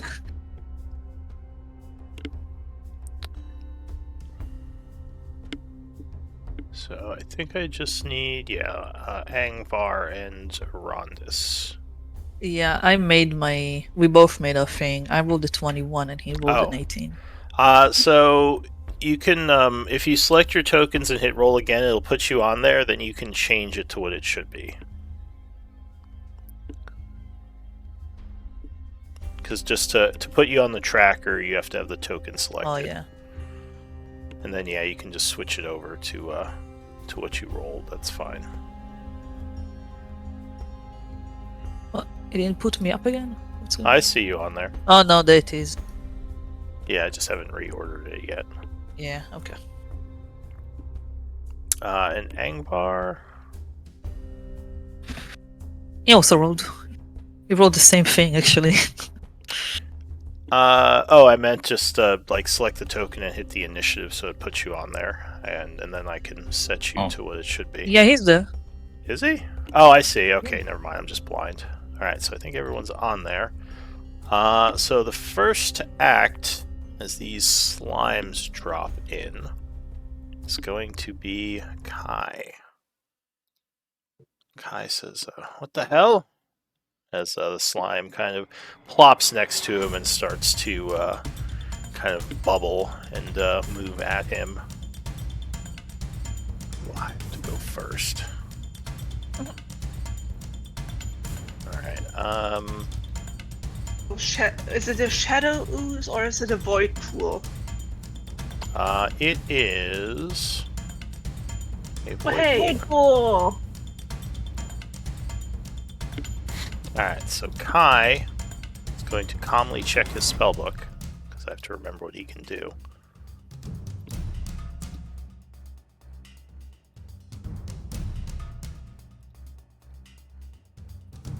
When in doubt, cast Eldritch Blast.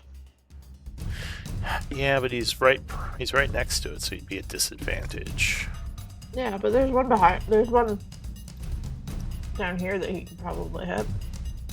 Okay. Yeah, but he'd still be at disadvantage because there's a guy right next to him. Oh. Alright. I think he is going to Booming Blade.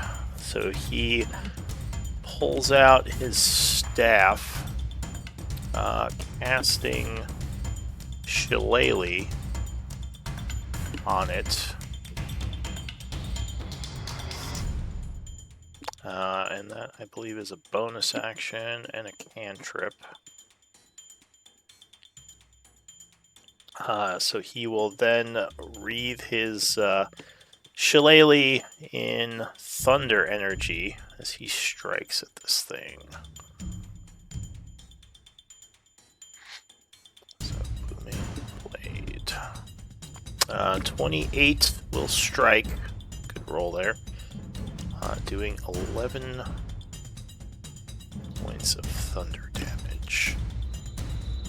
So yeah, his weapon crackles and explodes as it strikes the void pool, sending some slime flying as it becomes lightly wounded.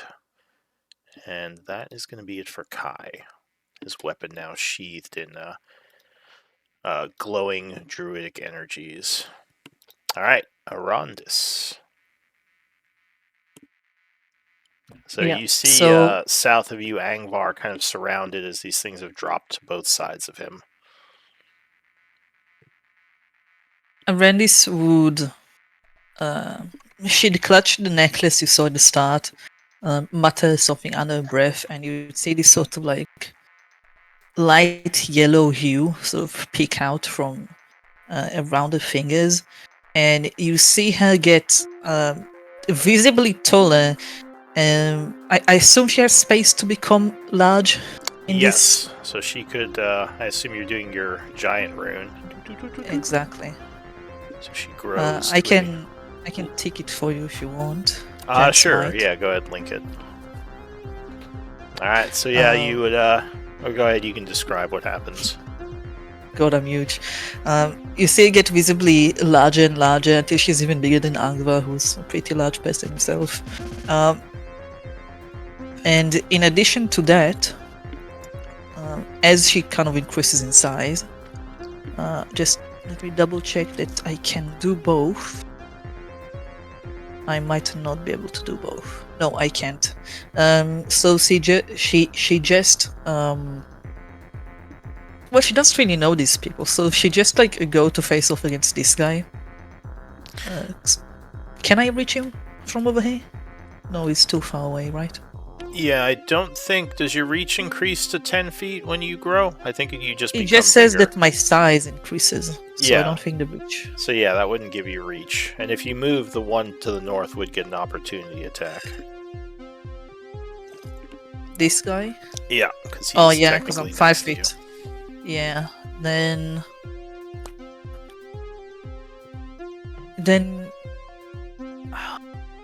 I'll just attack this guy.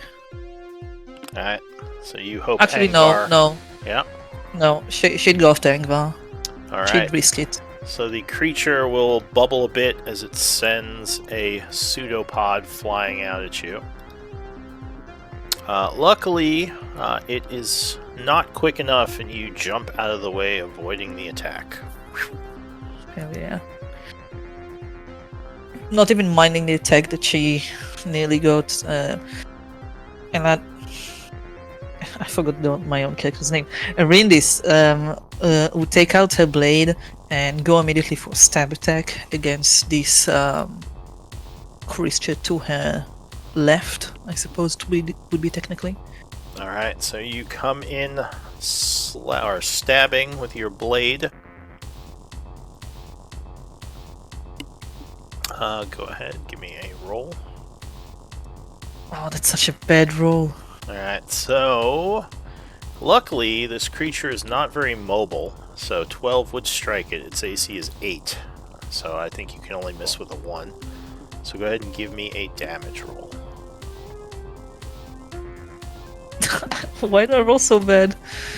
8, but alright. she also has extra damage from the giant's might, 1d6. Yes. So an extra d6. Oh, let's go. Okay, it's going to be 14 points of damage. There's a bit of a splash of black inky ooze, and the creature becomes slightly wounded by the attack, turning towards you. As if it's Right. about to attack you. Anything else? Yes, as the sword sort of lodged in its stomach, she'd kind of like use her strength to cut upwards, try to just slide through it again and make another attack at 2. Okay, so second attack. What the hell? Alright, well, luckily, yeah, it's being already stabbed through, it's pretty easy to just cut upwards, so that would hit it, slashing it up even more. For another 13. Oh yeah, I rolled the correct one. Okay. Alright. And I don't think I can use Giant Might again, so I Yeah, think... that's once per turn. Yeah, that's it for me. Alright, so Angvar. These creatures have fallen next to you, and yeah, you see almost like instantly Arondis is upon one of them, cutting and slashing. What are you going to do?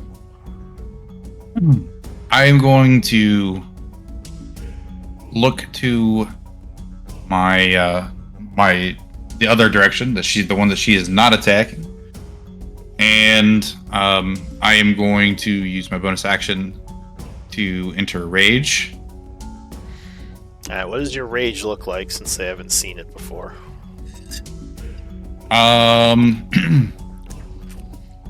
So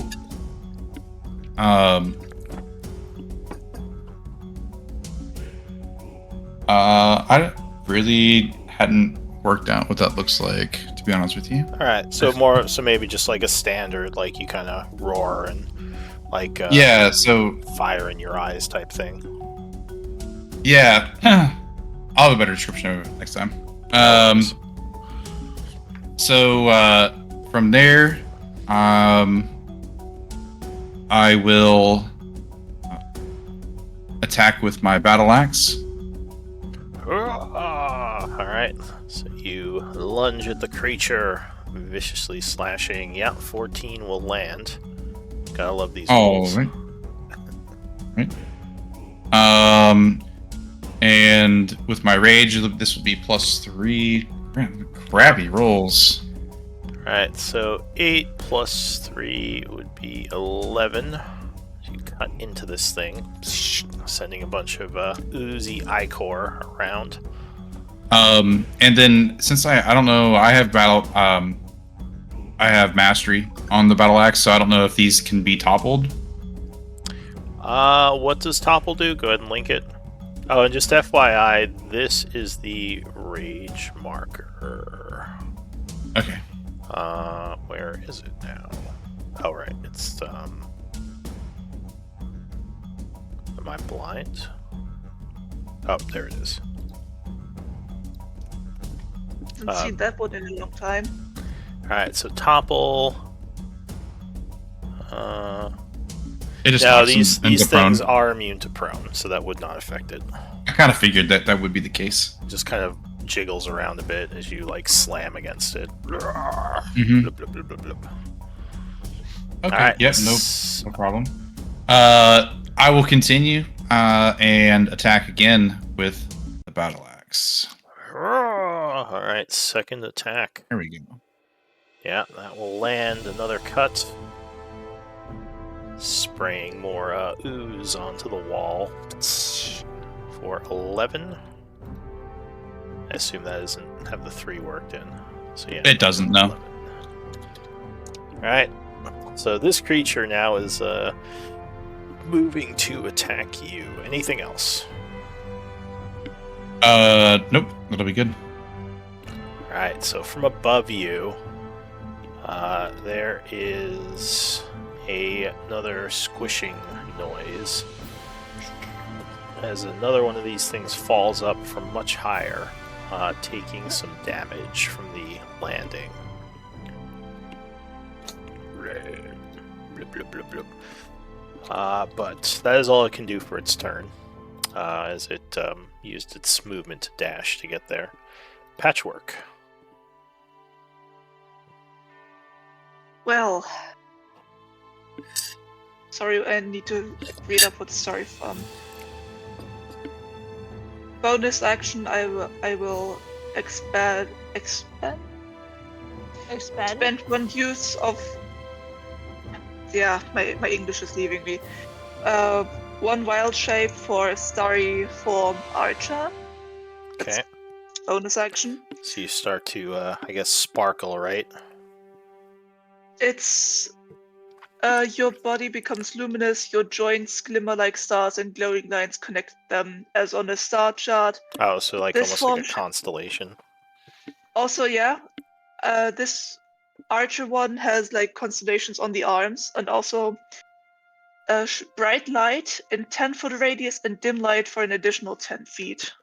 Okay. So the creatures seem just- to visibly like back off a little from the light. Not that it's giving them penalties or anything, but they don't seem to like it. kind of like this. Yeah. And And when also- you activate the swap and as a bonus action. So bonus action, I would like to do luminous arrow. I'll give let's see your token here. some light, or I guess you have light already. Yeah. Alright. I think I'll try to help Kai because Kai is like not a frontline. I'll luminous arrow this one. Alright, so you, hoping your new friends can handle themselves, you fire over release. 17 will strike. That's for radiant, and I'll throw a sacred flame as an action at the same one. Alright, so he would actually take 8 radiant, as it seems to be vulnerable to the light magic, as it visibly recoils from it. Dex save. Well, this thing does not look very dexy. I was hoping. It rolls a Yes. 6, so it fails, taking another 16 points of radiant damage. And I'll stay where I am. Alright, so that is it for Patchwork. The Void Pool is going to kind of move into your square, blub, blub, blub, blub, blub, surrounding you, Angvar, and then it is going to lunge at you with its pseudopod, making 2 attacks. Let's see. So your AC is 13? No, my AC is not 13. It's 21. Oh. Alright. I think my character sheet does not show my unarmored defense. Well, the sheet doesn't look like it has any setup with your powers or anything. So your Yeah, unarmored I wasn't- defense is your con plus your dex, right? Yes. Okay, so yeah, that would make sense. Alright, so 21 is much higher. So the first attack you will manage to dodge. However, it will clip you with the second pseudopod, doing 4 bludgeoning and 6 necrotic. Alright, well, I have resistance to bludgeoning, but not necrotic. Alright, so then you would take 8 points, and as part of this, the tendrils wrap around you, grabbing you. So you are considered grappled. Yeah. Okay. Oh, and it does say it would restrain you with that grapple. So it really wraps you up. Alright, so that is it for this creature. The next one up here is going to move on to Elisa's square. Kind of attempt the same thing, except actually it's going to move here to Patchwork, because she's the one that shot it. And attempt the same thing, but with Patchwork. So it moved. Booming blade. Oh, true. That is true. That's what I was trying. That's what I was trying to do. All right, so I think Booming Blade is 2d8. Yeah, these things aren't the brightest. There's a crackle of thunder doing 7 more damage to it. And then it is going to attack you. It's multi-attack, so pseudopod swing. First attack is going to miss you, so you throw your shield up, blocking, and second attack as well, your shield will take and keep you safe. That's it for the Void Pool. Elise. So this thing is like swirling all around you. It doesn't seem to be doing anything to you, luckily. Okay, can I step out of it? Yes, though it would be difficult terrain, so it would be 10 feet of movement. That's fine. I'm not going far. Okay. I'm going to... Is my dagger lit at this point? Yeah, you said at the when I called out that there were oozes coming down. You lit your dagger then. Sure, we could say you lit it. Okay, She said she did it before we rolled initiative. Yeah, that's fine. Like I said, you can say you lit it. Okay, I'm gonna green flame blade this guy. Then the green flame is gonna transfer to this guy. Alright, so you stab at the creature. Your dagger lighting up as you do so. 14 will strike it with the green flames. 15 plus 3 is 18. Does not seem to be resistant. And that will burn it quite profusely. It now looks wounded. And then the other guy takes 8 plus 4 is 12 points of fire damage. Oh, nice roll. Alright. So the flames and then jump we'll over. and then we'll use my second attack against the guy with patchwork. Okay. Nice. Oh, nice. Ooh. Crit. And you didn't spend your sneak attack. So you can do so I did. Oh, did you? Well, I see. Yeah, you did. Spend it. I see. Okay. It's fine. So 8 and good rolls. 25. 25. So it is pretty badly burned by that attack, and definitely angry at you now, as the pseudopods are moving into position to strike back. Anything else? I'll bonus action use my offhand, I guess. Okay, do a Really little dagger stab. A little poke. Yeah, that will hit it. Same guy. It's for 2. You're safe. Okay, so it takes another 2 damage. Insult to and that'll injury. end. Yeah, Alright. that'll end my turn. So, the void Sorry, pool. I need to take my dog out. Yeah, He's that's barking. So The void pool over here is going to lunge at Rondis.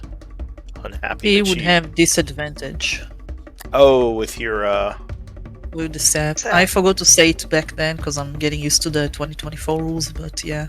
When I hit a successful attack, the next attack that the creature makes is a Oh, that's disadvantage. the Vex thing, right? That's the sap one. I can send it over just so we have it. Hold on. Yeah, I thought the ability is called Vex, but I might be mistaken. Let's see if it's. Oh, I accidentally rolled. I didn't mean it. I apologize. No worries. Maybe this will do it. Yeah, the Uh, sap. There we go. Sap. Okay. Vex must be something else. All right. So yeah, first. I think it slows. I think Vex does.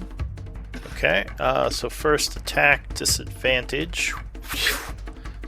So an 18 becomes a 12. Dodging. Second attack, it rolls poorly again, and you easily get out of the way of the large black pseudopod. That ends its turn. New round, Kai. He would move. Well, I think he's just going to attack this one that the 3 or 2 of you are attacking. He does another booming blade. Striking for... Oh wait, he still hasn't changed this macro. It's supposed to be D6 plus a D8. So let me just roll his quarterstaff attack then.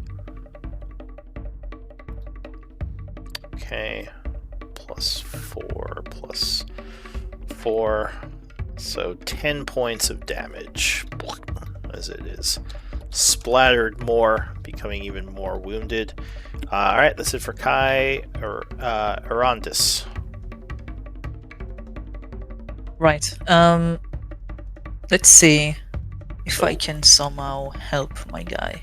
Yeah, he is all tangled up. It seems like the void is, or the void pool is actually like pulling him in, trying to engulf him. Would I be able to try and pull him out of it? You would probably have to make a... Let me see. What's the... Or can I try to cut it off of him? Either one. So, if you want to pull him out, you would have to make a DC 13 grapple check, and that would cost your action. So you could basically like grab him and then you roll athletics, and I think you have advantage because you're big, and you have to beat a 13, and then it would cost you your action, but then you could pull him out basically. Right. And can I try to... I mean, I might be, kind of trading here, but can I try to like slice it off of him? Like maybe make his check easier for when he wants to fight it off, or... If you really want to try to cut it off, you might hit him if you're going that route. It would probably be safer just to try to pull him out. I see. So you could try it, it would be riskier though, because it's kind of all wrapped around him, so cutting it would, possibly hit him as well. Yeah. I have some things that might be able to help him for when he wants to it out, so I think I'll hold off on trying to grapple him. Okay. And instead, I saw them doing bludgeoning damage, or was it pacing? So, yeah, the pseudopods were bashing with necrotic energies, kind of life-draining as they hit. Right. So, upon seeing that happen, and when this would kind of hover a hand over a chest plate, and you see that as she goes from like right to left, the runes begin to glow, and she will invoke a heal rune. Heal rune? Okay. That's a bit of a lot of... Oh boy, I didn't think it would stand all of that, but basically it just means I have resistance to bludgeoning, piercing, and slashing. Gotcha. Okay. So she would do that, and then she'd move on to... Can I try to attack the guy that's grappling Angva without hitting him? Can I do it in a more safe manner, or would that still run the risk? Yeah, so you can just attack the ooze itself. You don't have to try to cut him free, and that would be easy to do. Okay, then I will do that. Alright, so you slash at it. Yes, 22 easily strikes the creature as it's trying to suck him in. You're like, slashing down. It's another. Well, And 8 points. also the 1d6. Oh, are you using a shield? No, I'm having Oh, two-handed. okay. That's why it's rolling a d10. Gotcha. All right. Yeah. So 8 I points. specifically did not go about it. All right, and another 2 as you cut into the creature. Right, and I will do another attack. Okay, so you slash a second time. Yeah, cutting it again. Oh my god, that was a roller coaster of the dice. It went everywhere. For another 11. This is starting to look much more wounded, but still. So the way I do wounds, since you guys can't see their HP, 1 means it's above half but not at full. 2 means it's at half or below. 3 means it's at a quarter or below, basically near death. Okay. So that's what those numbers on the hearts mean, since you don't see its And HP. And you guys on should his mark next yourself attack- with that as well, in case like you need healing or something. Okay. Yeah. And this guy would have disadvantage too. Okay. This one doesn't have anymore, I don't think, since he already attacked. Yeah. All right. So that would be it for you, Angvar. Okay, so I'm grappled and restrained. Can you tell me more like how these like tendrils or whatever, are they like wrapped around my arms or my legs or just my midsection? Am I surrounded by it? I'm kind of confused though. Like, Yeah. what So I'm basically, as the creature bashed you, it's sort of like tendrilled all around you, wrapping you up, which made you restrained, making it much harder to move. Like you can still attack it, but you'd be at disadvantage. Okay. Now you could break out. It would cost you your action. It would be a check, grapple check versus a DC 13. So basically, just an athletics or acrobatics. Your call. Yeah, I will. I will do athletics to try to break out of that. And I will roll with advantage because I get advantage while rage is active. Yeah. And luckily, that does count as an attack. Grapple moves. All right. So yes, with your strength, you just kind of rip free of these, like pulling the tendrils off you, and are able to move again. Okay, and you said that cost me an attack or my action? That was your action to break free. Okay, then I will use my bonus action to extend my reach. Okay. And that'll be Could turn. you link that? Just because Yep. I'm still learning the 2025 classes. Extend rage, okay. So it's just basically I can use my bonus action to extend my rage. It's like I can do this for up to 10 minutes instead of like using rage. Every time. Is this like so do you have to do this to extend it each turn? Do you have to use a bonus action? Yes, I do because the bonus. interesting. So rage will last until the end of my next turn. So I could have it for 2 turns if I want to, or I can just use another bonus action to continuously stay in rage until 10 minutes have passed. Okay. So it's not like attack or be hit anymore. You're just spending your bonus action. That's interesting. Yep. All right. So Angvar's turn ends. This void pool over here is going to be a bit confused as to what hit it since the fire jumped from the other one, but it's going to assume it's Elise because she's in that direction, doing 2 pseudopod attacks. Are you currently dancing? No, not right now. So what's your AC? Am I not? Oh, here, let me turn off. It's a little my... high, so I assume you may have just. Yeah. Alright, so yeah, 19. You would be struck by that, just barely. I'm going to shield. Oh, alright. So as you see the large pseudopod coming in, you thrust your hand forward as a force shield knocks it away. So go ahead and spend the reaction. And that Yeah. is it, because the second attack would just bounce off your shield now that your AC is so high. Alright, Patchwork. So I am currently not grappled because I dodged. Yeah, no, I don't think it's hit you yet. So if I move 1 square downward, it wouldn't get an attack of opportunity? No, it would just be difficult terrain because you're kind of in the ooze right now.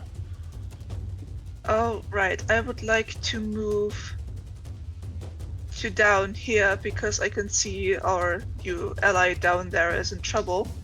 Yeah. Wait, no, range attacks. Damn. Oh, wait. No. I have an idea. Since Alright. I have all my 3rd level spell slots, I'm going to do a Spirit Guardians. Oh, of course you are. But hey. Alright, so totally unexpected. You cast Spirit Guardians. What? As a bunch of radiant Completely energy focused. flows. Never would have seen Completely it coming. unexpected. Just kidding. I So don't yeah. use it that often. Normally I try to stay at long range. Only No, that's every fine. other fight. Yeah. No, it's a really good spell for this fight. Alright, so you just burst forth with light as you start concentrating, expending a 3rd level spell. And actually, am I? They really don't like that, and now all of them are moving towards Yeah. I am trying to find out how I can change my wild shape stuff. It doesn't say how to end it. Oh, I can dismiss it, no action required. I will dismiss my story form.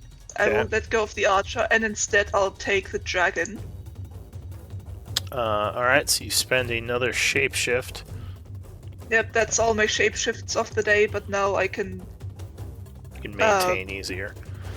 Yeah. Alright, so Patchwork's turn ends. The creature here is to make a wisdom save. This is being blasted with radiant energy. Oh, it rolls a 0, so I think it failed. Yeah. That's 10 radiant. Alright, so 20 points of radiant damage. As it is being seared by radiant energy, dropping it to half health. By the way, I forgot to tell you how Spirit Guardians look for Patchwork. So, it's like a bunch of like crystal shards and crystals in the shape of petals and flowers. They are kind of like glowing the same amber color as her eyes. Alright, so That's And the rune on her forehead. Yeah, sorry. Alright, so this creature is going to kind of just leave Angvar alone for the time being and kind of slime forward 20 feet of movement because it's difficult terrain, and pseudopod at Patchwork twice. Oh, crit. Actually, if I see it, I would use what's it called? My runic shield to force him to reroll. Alright. So Nice. you spend your reaction as you see it's about to just crush her, forcing him to reroll. So go ahead and mark yourself as using your reaction. Yeah. And he has to. You see this runic shield kind of appear before you, just for a moment. No, he misses. So his attack just splatters all over the shield that she created. Second attack will miss as well, ending his turn. I never get to crit. Alright, that's it for him. This guy is going to... Normally Kai prevents all the crits. Or Yeah, I'm still thinking of whether I want to get rid of silvery barbs or not. I dislike it. No, Please you don't. please. Alright, let's see. Wisdom save. Nope. Rolls a natural 1. So how much does he take? Which 8, for him would 16. be a -1. So 16. Alright. So the ooze melts down. and begins or falls into the dying state as it just kind of is on the ground bubbling at this point. Bloop, bloop, bloop, bloop, bloop. So it is down. Elise. All right. I'm gonna hit this guy with the green flame blade, and it's gonna transfer over to this guy. All right. So a flurry of fire. 13 is going to strike, piercing it for Not much. 10, 14. And then the other guy gets No sneak attack. Oh right. Sorry, it's like on a different page. So So if you find 18. it. 18, and then the other guy gets hit for 11 fire damage. Alright, so he takes 11, and both of them look like they're still angry at Patchwork. Anything else? Second attack. Oh yeah, 27 will strike for 16, which will knock that guy into the wounded state as the slime starts to become less cohesive and watery. Yeah, no, Shadows stay leak there. off of it. Alright, so that is it for you. Oh, I'll do my offhand attack. Okay. For You strike it for 3. another 3. Sure. Okay. That ends my turn. So from above, suddenly, another one of these things is going to fall Oh my right God. down on Patchwork. Sim save. Yep. So immediately attacked by the radiant energy. Well, it was its choice to jump in the crystal slicer. It's a slime. It doesn't have much of a thought process. Alright, so it would take how much? It failed. Well, it rolls a 15, which I think fails. That's 8. Okay, so it takes 16. And as it plops down, it is going to go for you. Mhm. So it takes 2 more attacks. First pseudopod, you would block. Second one, it completely misses, ending its turn. Alright, so the one down here... Wisdom. Yeah, I know. I'm on it. I don't think... Well, no, so it would fail. I'm not sure that they can... Well, I guess with a natural 20 and maybe 19. They don't have good wisdom saves. So, what's the Good for me. damage? Oh, okay. Well. So 30.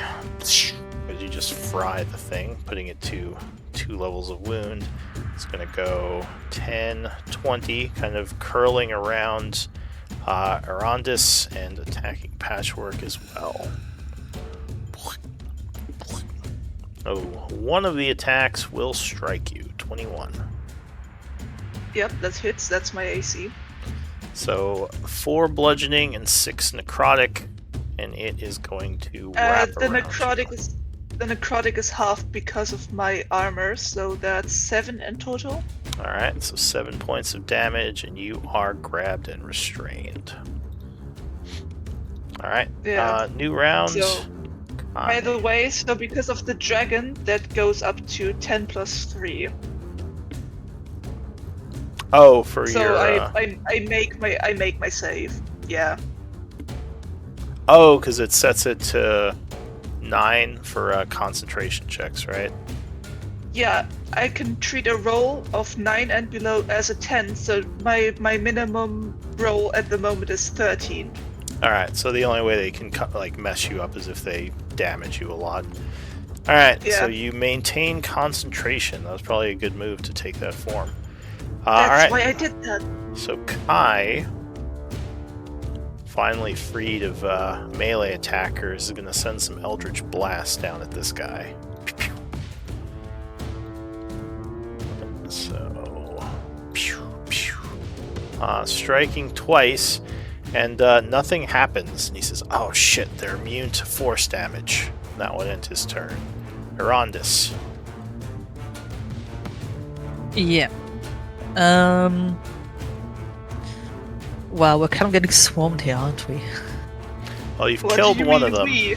They all seem to be very unhappy with the amount of light coming out of your patchwork Warforged.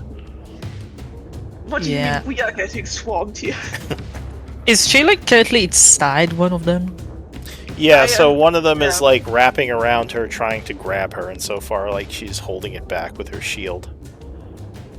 Actually, one of them did grab her. I think it was this one. Yeah, so she is yeah. grappled right now by this one here, the one that's kind of on you. Okay. Wow, there's so much happening. I need to think about strategy. Let's see. I don't want to go away. I'll stay here. I think I'll try to support her by attacking. Who has her grappled? This one This here, guy, right? the one that's to your left. The one next to you. Wait, he's the one grappling her?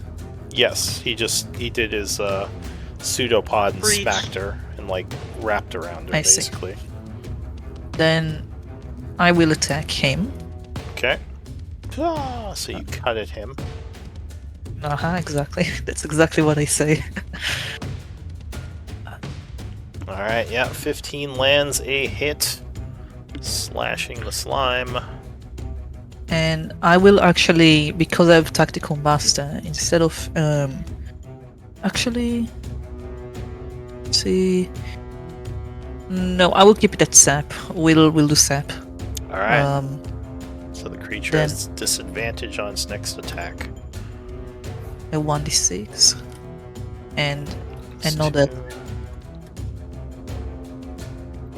Alright, second attack. Yep.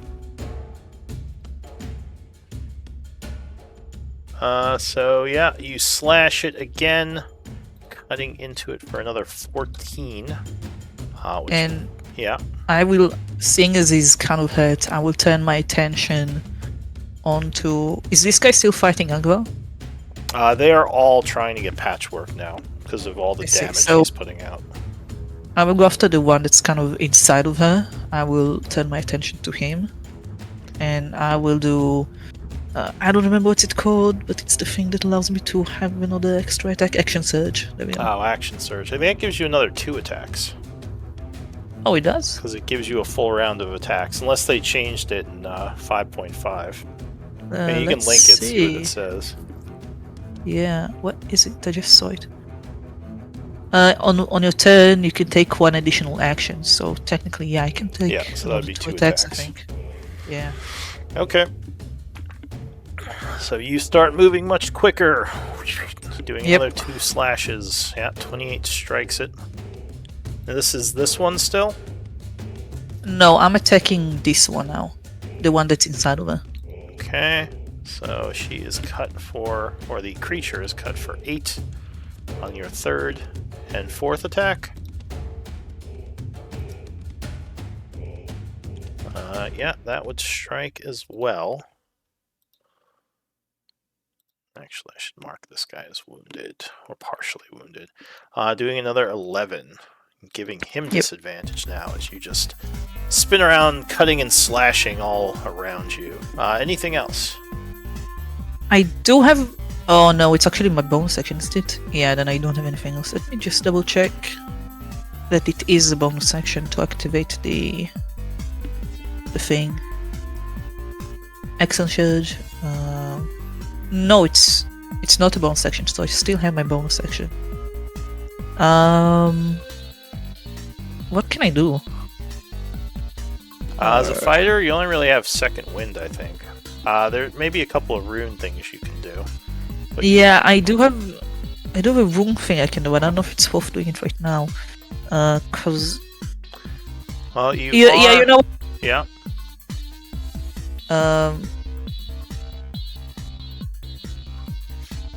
I mean, there's no reason not to. There's no reason not to. I will do the storm rune, I guess. Alright.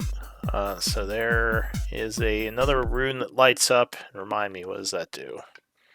I'll paste it down here so we can see. But basically, I can, on my turn, for 1 minute, at a reaction, not on my turn, on a reaction, Yeah. I can do the thing it says, cause a roll to have advantage or disadvantage. Alright, so you just have to make sure you call that before the roll itself. I'll try to give time for that. But alright, so that's it for you, Angvar. Alrighty. So one trick, if you click on the garbage cans in the chat for grappled and restrained, it'll take those marks off you if you don't want to do it manually. Great. I was gonna ask about that. Yeah. And then, cool. Awesome. Good to know. All right. So, I am going to use reckless attack. Right. You can see there what it does. It Yeah, you throw yourself recklessly at the enemies, leaving yourself open to counterattacks. But they all seem much more concerned with... Luckily, these slimes don't seem the most tactical. They're just kind of going for whoever's hurting them. Right. So for that, I will also be using Brutal Strike. Oops, not that one. Not. Damn it. That's just it's so close to each other. What the hell? It's so funny. Ugh. Okay, that's the button. So I will forego my advantage on one of my attacks, and if I do hit, then I get an extra 1d10. Okay. Could I actually still give him advantage? Yeah, if you want to spend your reaction. Why not? It's the first time I'm using it. Alright. Okey-doke. Have So- a sea of reaction. As you see him doing a move, you've probably seen him do a bunch before. You give him advantage. 15 will strike. Which one were you going for? This one in front of you? The one right in front of me. Yep. Alright, so yeah, that will hit, slashing brutally. All right, so it'd be that plus 3 plus. So 11, 12, 13. Alright, so you slash him for 13, which will put him into the very wounded state as a bunch of slime goes everywhere, cutting through him with the first attack. Okay.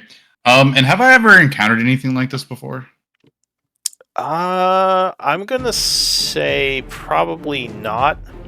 Though Arondis may have talked about creatures like this. If she did any research, let's just say no. I don't want to get too into it. You have not seen no these worries. things. All right, and then for my second attack, it'll be another swing with the battle axe. Oh, and Arondis, if you use your reaction, you just want to mark your token with that, just so we know that you used it. How do I do that? So if you click on your token, there's like a lens button, and that has all the marks. That I mark see. is like on the second row in the middle. But 24... That's Hmm? Oh, sorry, I apologize. What does it look like? Does it look like the You stopwatch click on or- your picture, and it's like the one, like, Yeah, immediately down. It's like the round thing. yeah. If you look in The chat, it kind of shows the mark I put on you, the reaction used one. Oh, is it like the cross thing? Not the cross. It's like a Yeah, it's like the strike through. Ghostbusters thing. Strike through, yeah. Interdiction. Yeah. Okay. But yeah, 24 Angvar would strike. If you want, you can roll a second time to see if you crit, because you are technically going reckless. Correct. Yep. Nope. Alright, so yeah, all 24 right. lands. Alrighty, so here goes for the damage plus same 3. I'm very consistent with that 8. Yeah, that's so those twos. Alright, so 11 more points. Cutting into the slime, but it is still alive. Anything else? All right. I will use my bonus action to extend reach. Okay. So the void pool goes next, starting in your aura. Yeah, I know, makes a wisdom save. damage as it is seared. Yeah, it fails. It's a very good spell to use against them. 36. Youch. It is badly seared, going down to very wounded. Unhappy with this, it will continue to slash at Patchwork with advantage now. 22 will strike you on the first attack. Yes, how much? For 5 bludgeoning, 10 necrotic, which you can, half the necrotic, so 10 points of damage. Yeah, it's 10. Second attack. Yeah, I make that's concentration save anyway. Yeah, so that is going to miss as you desperately put your shield up, blocking the second hit. Patchwork, your turn. I know we're a little bit over. I was going to go through the round if that's okay with you all. I am just going to wait this out. Action dodge. Alright, so you're just hoping your spell finishes them off. Dodging. Alright. What's dodge action again? It's the, like the little shield with 2 lightning bolts next to it. Yep. Alright, so this one starts... Wait. Yeah. Yes. Bonus action, I'm going to do a healing word for myself. Alright, so you channel some divine energies for 6. Plus 3 because of Life Cleric. Yeah. And that's 9 points. That brings me up to, I can't, 66. Yeah, sorry, I shouldn't have set my HP. Yeah, you can just put plus 9 in the green circle. It'll do the math for you. But anyway, this one goes... Circle? Yeah, when you click on your token, there are the 3 circles. You can do plus or minus in the circles to do math. I have never tried that. I've always just had my sheet open. Okay. Well, that's just one way to do it. So this one here will try to save. I don't think any of them have saved yet. Nope, he fails. So 18 points will bring him down. As he melts into a puddle of ooze, dying. Alright, that's it for that one. Elise. Alright, so we're gonna attack this guy, and the green flame blade is gonna transfer over to this guy. Okay. Continue trying to get Patchwork out of there. Yeah, that will strike. As flames shoot out, so 15, 21. Ouch. And that is going to end him. He splatters and burns. And then the other guy gets hit with 12 points of fire damage. Alright, brutal. Alright, so he is seared slightly, taking that 12. Anything else? Second attack. Okay, against the other one, yeah, 26 will strike. Or 15.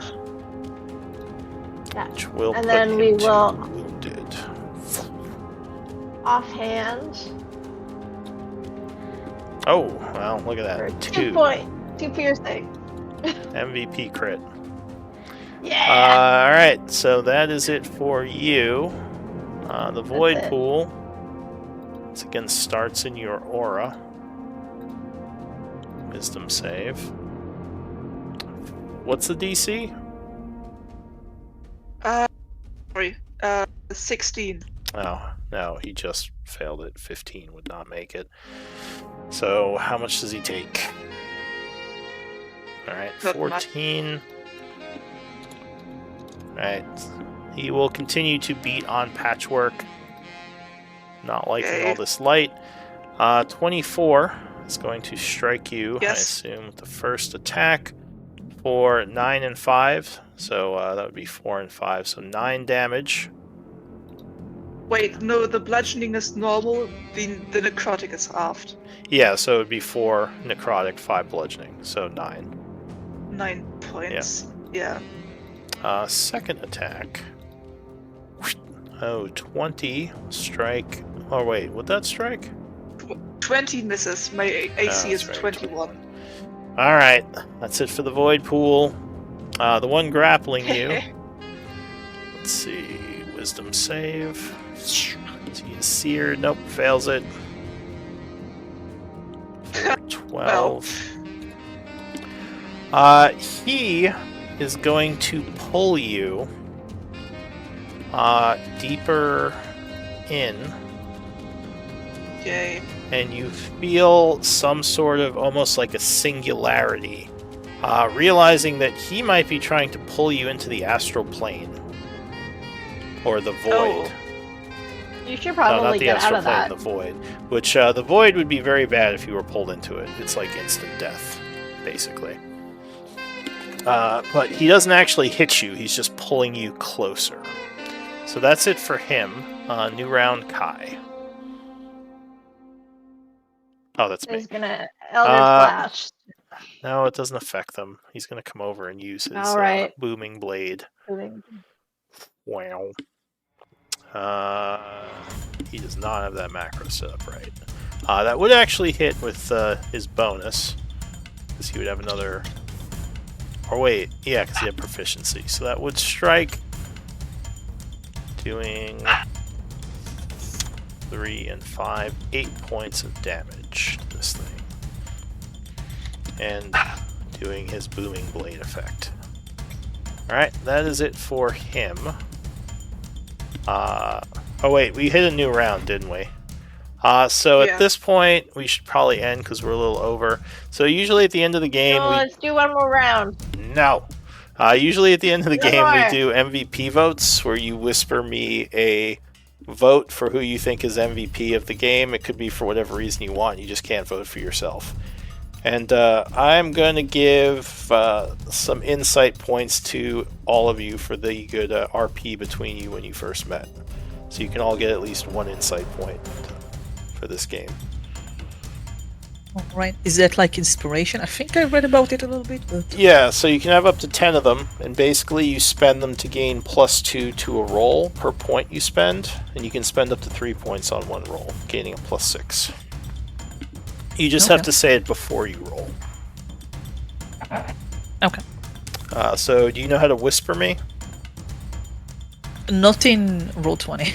Alright, so it is basically /W space GM space, it's like this without the parentheses. You give me a name of who you thought should be MVP. And yeah, the only restriction, like I said, is you can't vote for yourself. The more you learn. Alright, so I think I just need, Aranius with 2, or Arondis, sorry, with 2 points or 2 votes, you are MVP. Congrats. You get another insight point. Hell yeah. Yeah, Take well a done, bow. everyone. Yay. Welcome Thank you, to guys. the group. Welcome. Welcome. Let's see and how lots of long fun. it takes me to make this journal entry. Yeah, I'll be taking some notes, but I know you said you want to speak with me a bit, so let me end the Yeah, we won't hold stream. you up too long.